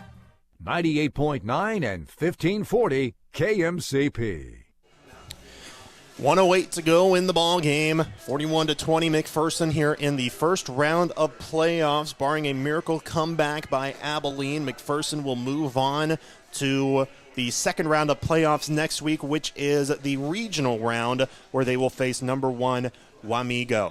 McPherson's offense still in. They have 4th down and 5 at their own 35. Brady Rinker is in as the quarterback. He will fake the handoff. He's going to roll to the right. Fire on the run. It's caught by Baragry past the 40 to the 43. They're just going to end it right there as it's a first down. They'll get it down when they spot the ball. The clock will run, so one more to kneel down, or maybe two, and McPherson will move on to next week. Yeah, just fake the handoff, roll out to the outside, and just hit the tight end in the flat, pick up 8 yards, and have yourself a night. And these Bullpups are now in victory formation as Brady Rinker throws and completes his first pass of the season. They take a knee with 35 seconds left. Abilene has no more timeouts, so they're going to let this clock run with McPherson. A tremendous, tremendous game here today. The Bullpups will head to their sideline, so will Abilene, as they will shake hands to end off this game. Abilene falls to 3-6, and McPherson is now 5-4, but the name of the game is to survive and advance. Still 8 seconds on the clock, but they will let it run down as the McPherson Bullpups win the first round of the playoffs. Final score with triple zeros on the clock: McPherson 41, Abilene 20. We'll be back for the Bullpup Locker Room Show coming up next. You're listening to coverage of the Hutch CC Road to a Championship presented by Next Tech Wireless on Ad Astro Radio. Coverage of Bullpup football continues next with the Bullpup Locker Room Show. On the way, we'll recap tonight's game, and we'll hear the post-game thoughts of head coach Jace Pavlovich. 98.9 and 1540 KMCP. The McPherson Bullpups play here. Ensure your equipment is ready to go with a comprehensive inspection from a John Deere certified technician at Prairie Land Partners. Their power inspection program is going on now, providing you the confidence that your equipment will be ready to perform when you need it. From mowers, gators, skid steers, and compact tractors to large agricultural equipment, Prairie Land Partners is there to help keep your equipment running smoothly. Call, stop by, or visit prairielandpartners.com to schedule your equipment today. Prairie Land Partners. Hey folks, this is Darren Eddy with Ag 360 Insurance in Inman. Farmers, would you like to have your farm and personal insurance handled all by the one agency? At Ag 360 Insurance, we can handle it all with one agent. We would love an opportunity to sit down and visit with you about your insurance needs. Feel free to stop by our office on Old K61 in Inman or give Cody Moores or myself a call today at 620-585-2128 or check us out online at ag360insurance.com. We're Stematic of Central Kansas, with a new location at 209 North Main in downtown McPherson. We are here to help, offering water, fire, and smoke restoration, mold remediation, carpet and upholstery cleaning, as well as hard surfaces like LVP, tile, and even grout cleaning. Honey, don't forget about the places you can't see, like air ducts and dryer vents. Find us on Facebook or online at stematicofcentralks.com for a free estimate. Honey, don't forget to see how Stematic of Central Kansas can help you. Honey, don't forget. Call Stematic, you'll be ecstatic. Hey Bullpup fans, it's Corey at Midway Motors. We're excited for another great year of Bullpup sports. Midway has been a proud supporter of McPherson schools for over 30 years. There's nothing better than seeing the kids play, learn, and pursue greatness as a team. As a community, let's work together to make it the best experience possible for them. Be positive, always encourage, and let the kids compete. Go get them, pups. Midway Motors, for every mile of life. Bullpup football on KMCP. The McPherson Bullpups hang on in Week 1, defeating Abilene 41-20 as McPherson moves on to the second round in the regional round of playoffs to face Wamego next week. Welcome into the Bullpup Locker Room Show as McPherson holds on after a first-half shootout between the two teams, especially in the second quarter. Here's how it started out. McPherson and Abilene did not score in the first 11 and a half minutes of this game. Finally, with 29 seconds to go in the first quarter, Carter Allen found Brody Seidel for his first touchdown catch of the year, made it 7-0 McPherson. That one actually was started by a 47-yard run by Dane Becker, who had a big run in that drive, and that one was what set that up. It was 7-0 McPherson at the end of one, but then 28 points were scored in the fourth quarter in the final 5.5 minutes, technically 5:32. As with 5:32 to go in the second quarter, the Abilene Cowboys did storm back to tie the game at 7. Tegan Funston had a touchdown run, his first of the game. He finished with 3 touchdown runs, as that one was from 11 yards out to tie the game at 7. McPherson then got the lead right back with 3:18 to go, capped off by a 5-yard touchdown run by Catch Delaney to make it 14-7. 52 seconds to go, second quarter. Funston found Jackson Cuba for Funston's first passing touchdown of the game, and Cuba's first receiving touchdown of the season. Tied it up at 14 apiece. But then a screen pass to Bishop Brown put them down 76 yards to the house, and McPherson took the 21-14 lead at halftime. Abilene tried to come back as they scored on their first possession of the second half, but that would be the last score that they would have of this game. It was a 1-yard touchdown run by Tegan Funston on a QB sneak, but a blocked extra point kept the McPherson lead 21-20 in the third quarter, and then McPherson tacked it on offensively.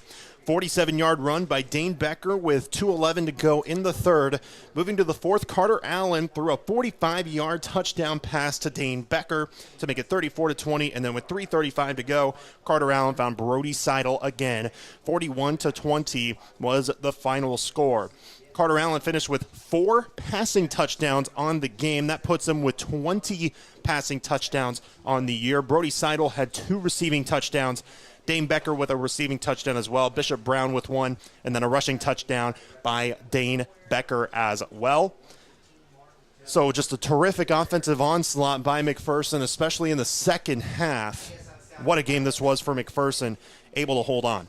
Yeah, it really was. It was a statement game. They needed to make some adjustments. They needed to come out and just have pure domination from all levels when it comes to the offensive side, and they really did. They had 435 total yards of offense today, and that's including the kneel down at the end. And I tried my best, and I'm as close as I can get, but 284 of those came in the air. Wow. I mean, outside of the 8-yard catch by Dean Berrigree at the end of the game, all those came from Carter Allen. He had an excellent game.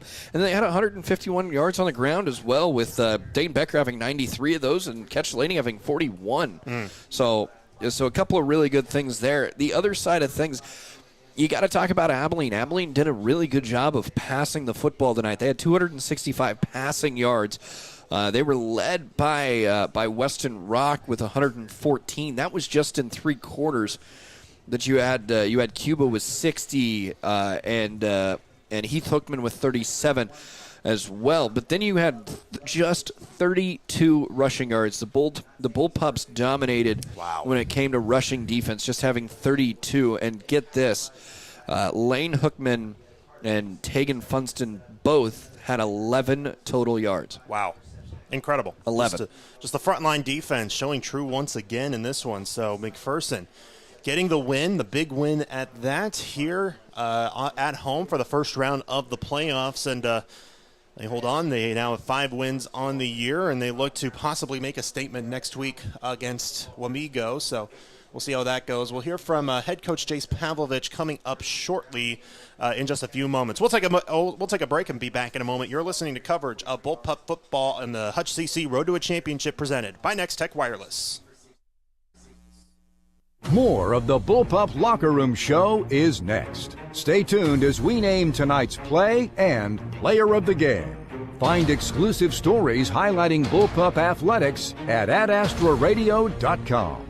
98.9 and 1540 KMCP.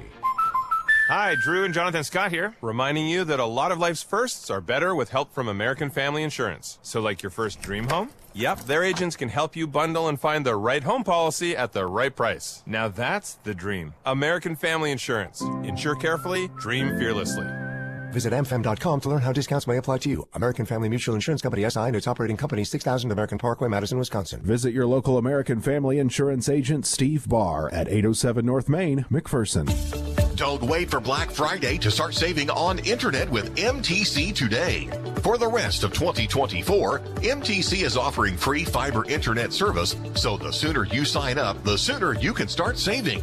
If you want secure, reliable, and fast fiber internet, call 877-216-9951 or stop by your local MTC office in Little River, Lyons, Marquette, McPherson, or Sterling to find out more.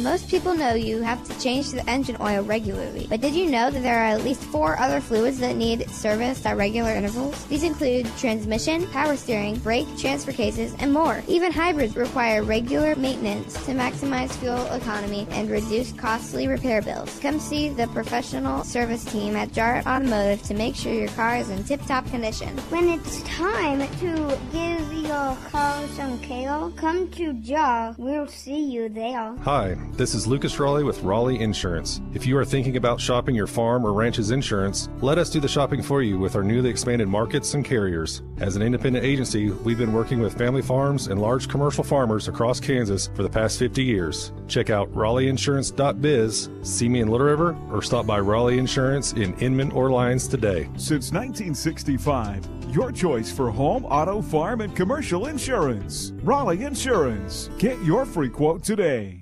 Bullpup football on KMCP. Welcome back into the Bullpup Locker Room Show as McPherson defeats Abilene 41-20 here tonight in the first round of the playoffs. We're now joined by head coach Jace Pavlovich. Coach, what a game for you guys. You endured a shootout, I should say, in the second quarter, and then you ended up having a lead through the entire second half and a couple of key plays, and in a game that we thought probably at one point was going to be a one-possession game for whoever was going to win this game, ends up being a 21-point victory for you and your guys. Just what are your thoughts on the game? Yeah, we had multiple chances to pull away, and they made some plays offensively. Going into it, we knew that quarterback was pretty special. He's the real deal, and we struggle in space at times, and he got out of the pocket and made things happen. We did have they were in a trips bunch set, and it didn't catch us by surprise. We'd seen him do it all year, and at halftime, coach made some adjustments, and we ended up going away from those adjustments and going back to what we had originally done, and we just played it better. And so our kids really stepped up in a big way defensively when we needed them to. Offensively, one of the better games you guys have had this year, unofficially from Nathan's calculations, 435 total yards of offense, 284 through the air, 276 coming from Carter Allen, 4 touchdowns for him through the air. Brody Seidel coming in as the tight end, 2 receiving touchdowns for him. He got the first and the last touchdown of the game. Mm-hmm. How key was Carter, and how great is it to have a threat now with Brody out of his cast, to have him as a threat at the tight end spot with those 2 receiving touchdowns? Well, it's huge. He was a big part of our offense, a big plan of for our offense going into week 1, and unfortunately he just got his finger caught on a jersey and when we were practicing all cloth, and those things happen. We had some sophomores step up in a big way, and they made plays, but it's really nice to have Brody back because he's tremendous in the running game and blocking up front, and he's, as you see, he's pretty electric in the passing game too. So it's really nice to have him with his cast off and ready to catch some footballs. Defensively, unofficially only allowing 32 rushing yards. Secondary was great. A couple of tip balls here and there, even from the front line. Brock Richardson got an interception. Carter Bankson had 2 of them. So how was that defensive effort for your team? It was, outside of a few things here and there, it was tremendous all night. We knew that they were going to get some passing yards on us, but our kids buckled down, like I said, when we needed to, and they made big plays. The first interception that Bankston had was one of the best interceptions I've seen in a long time. He's in cover 3, and he saw the slant. He broke on it, and it was just a fantastic play. I'd like to say it was coaching, but that was all skill and effort on that play. So it was great to have that. That's for sure. I thought he was a receiver when he made that. Yeah, we might need to open up the offensive playbook and get him out there at receiver a little bit. I don't know, but you think about it. We have great senior leadership. There's no question, and we're a little bit thin in the junior class, but what we have are quality. But we have a whole lot of sophomores out there making some big plays, and so that definitely bodes well for the future. Next week, you have a date with the number 1 team in the region. You have Wamego as they defeated Independence tonight. So you two will meet up in Boomtown, as they call it, up in Wamego. So how key of a game will that be? What will you guys focus on in practice as you get into film tomorrow and then into practice next week? Yeah, we're going to have to get better in a hurry. And, Wamego's the 1 seed for a reason. But, looking at 4A, there's no gimmies in the second round. I don't care if you're a 1 seed or an 8 seed. There's no gimmies in that second round. So I feel like I'd rather take a Wamego than a Capen or someone like that. And I know that they're well coached and they're a really good football team. They have a sophomore quarterback that's one of the best sophomores I've seen in a long time. So we got a tough task ahead of us, but we'll get on the bus, and we're going to play hard and see what happens. Should be a fun one. I mean, you guys, if I'm not mistaken, were the 7 last year, and you upset Bueller, who's the number 2, to make it all the way to sectionals. So definitely a legitimate shot here against Wamego, and it should be a fun one next week. Yeah, and I say this every year, but we just want another chance and another opportunity to get together and practice for another week. And it's a special group, and they want to get together for another week, and that means a lot in the playoffs. So, we had shirts made a few seasons ago, and we have we have a saying around McPherson, and it's another week of practice, big dogs, and and we're excited and very, very happy to be able to get back together once again. Absolutely. Coach, we really appreciate you taking the time. We'll see you next Friday in Wamego. Awesome. Thanks, guys. That's head coach Jace Pavlovich joining us here today. And, again, another big victory. 41-20 was the final score for McPherson, getting the victory over Abilene, and just an absolutely terrific victory for McPherson. And, we mentioned with Coach Pav a few times that, they have a date with Wamego next week, but, is the chance possible that they could beat Wamego next week? Sure, because you never know what can happen in the state of Kansas. This top 8 in the region could all be state contenders, and it should be an absolute fun one next week. Yeah, 100%. I mean, any time that you line up to go play football, it's anybody's ball game. 100%. Anybody can win a football game. You just got to give it all, every single second of every single game, and you can come out victorious.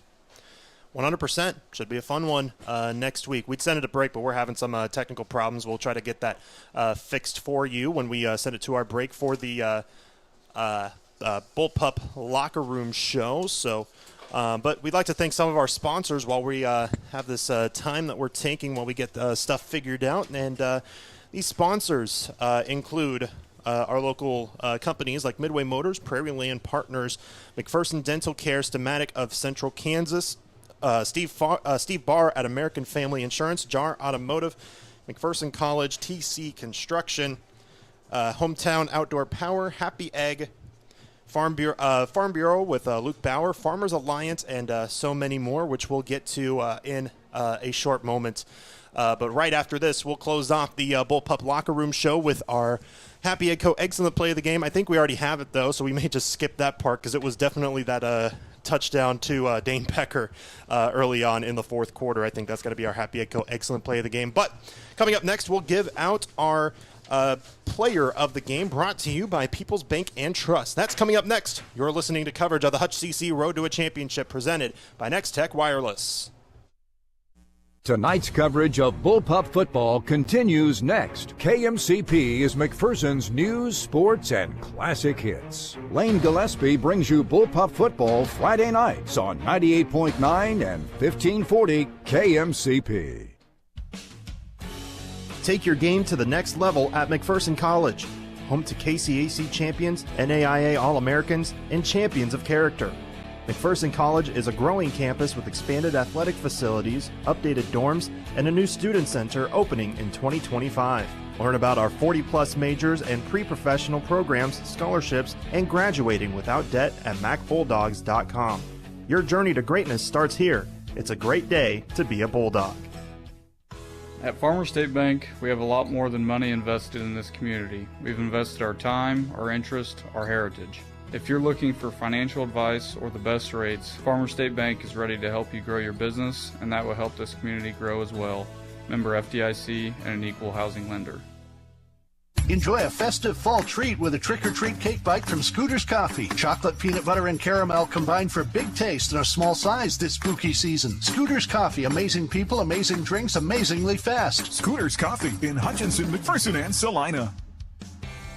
Need secure storage for your RV or boat? Check out the brand new Countryside RV, Boat, and Self-Storage in McPherson. Located on 16th Avenue near Crable's Meats. We offer 15 by 50 fully enclosed storage units and covered outdoor storage. Call or text today at 620-755-6586. Countryside RV, Boat, and Self-Storage. Your storage solution. That's 755-6586. I'm Jared. Since 1948, we at Krupp Lumber in Heston have been helping customers all over the state choose the perfect lumber, right tools for the job, and provide quality products to make their homes stand the test of time. Krupp Lumber has all the best brands like Milwaukee Tools and outdoor power equipment, Marvin and Anderson windows, and R.D. Henry cabinets. Ask about our in-state delivery. Check us out at krupplumber.com. Krupp Lumber. Service is our specialty. Bullpup football on KMCP. McPherson wins 41-20 over Abilene to move on to the second round of the playoffs. They have a date with Wamego next week. Before we finish things off, I'd like to thank some of our other sponsors, including Headland Electric, the Bradbury Company, the Hub MTC, Hutchinson Community College, Apex Shears, Raleigh Insurance, Midway Motors, Farmer State Bank, Crop Lumber, Mound Ridge Tractor, Heston Bakery, First Bake Kansas, Hospital and Home Care of Reno County, Scooters Coffee, Alliance Agency, Pile Law, Idea Tech, Erickson Custom Building, and McPherson Laundry. So, really appreciate everybody for helping us out all season long. We love giving you coverage of Bullpup football, especially in days like this, so it was a lot of fun. So, the McPherson Marching Band is sticking around for a little light show, but so we'll get to see that, but we got to wrap things up here for coverage of this game. And with that, we're going to give out our People's Bank and Trust player of the game. Nathan, who do you think you should go to? I mean, there's so many guys you could go to. I think inevitably it's probably Brody Seidel. I think his 2 touchdown receptions really are the main cause of victory, and he led them offensively and defensively. But another guy you absolutely could give it to, and it's almost a 1A, 1B scenario here, Dane Becker as well. He had a nice night. A nice night running the football and putting the game out of reach. If you're watching on the video stream, we're showing a little tidbit of what's to come by the McPherson Marching Band, but special thanks to People's Bank and Trust for sponsoring the player of the game. Put the experience of People's Bank and Trust in your hands. Community banking at its best. We appreciate you joining us here today. That's going to do it for us here for our coverage of Bullpup football, but the season is still alive. We will see you in Wamego 1 week from today. Kickoff scheduled for 7 o'clock. We'll have coverage of that game right here on 98.9, 1540 KMCP. Join alongside Nathan Roble. This is Lane Gillespie saying thank you for tuning in here tonight. Have a great rest of your night, and we'll see you next time right here for the Hutch CC Road to a Championship presented by Next Tech Wireless on 98.9 and 1540 KMCP.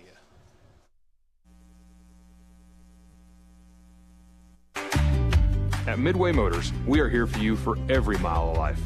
Whether you're shopping for a new or used vehicle or selling one, Midway Motors will buy your vehicle even if you're not in the market to buy one of ours. Just stop by one of our 5 locations and one of our appraisers will evaluate your vehicle and you can leave with a check the same day. It's fast and easy. Visit MidwayMotors.com for more information. Midway Motors, for every mile of life. You've been listening to coverage of Bullpup football on 98.9 and 1540 KMCP. Bullpup football is streaming online at adastraradio.com and on the Ad Astra Radio app. This has been a presentation of the Ad Astra Sports Network, leading the way in regional sports coverage. The McPherson Bullpups play on 98.9 and 1540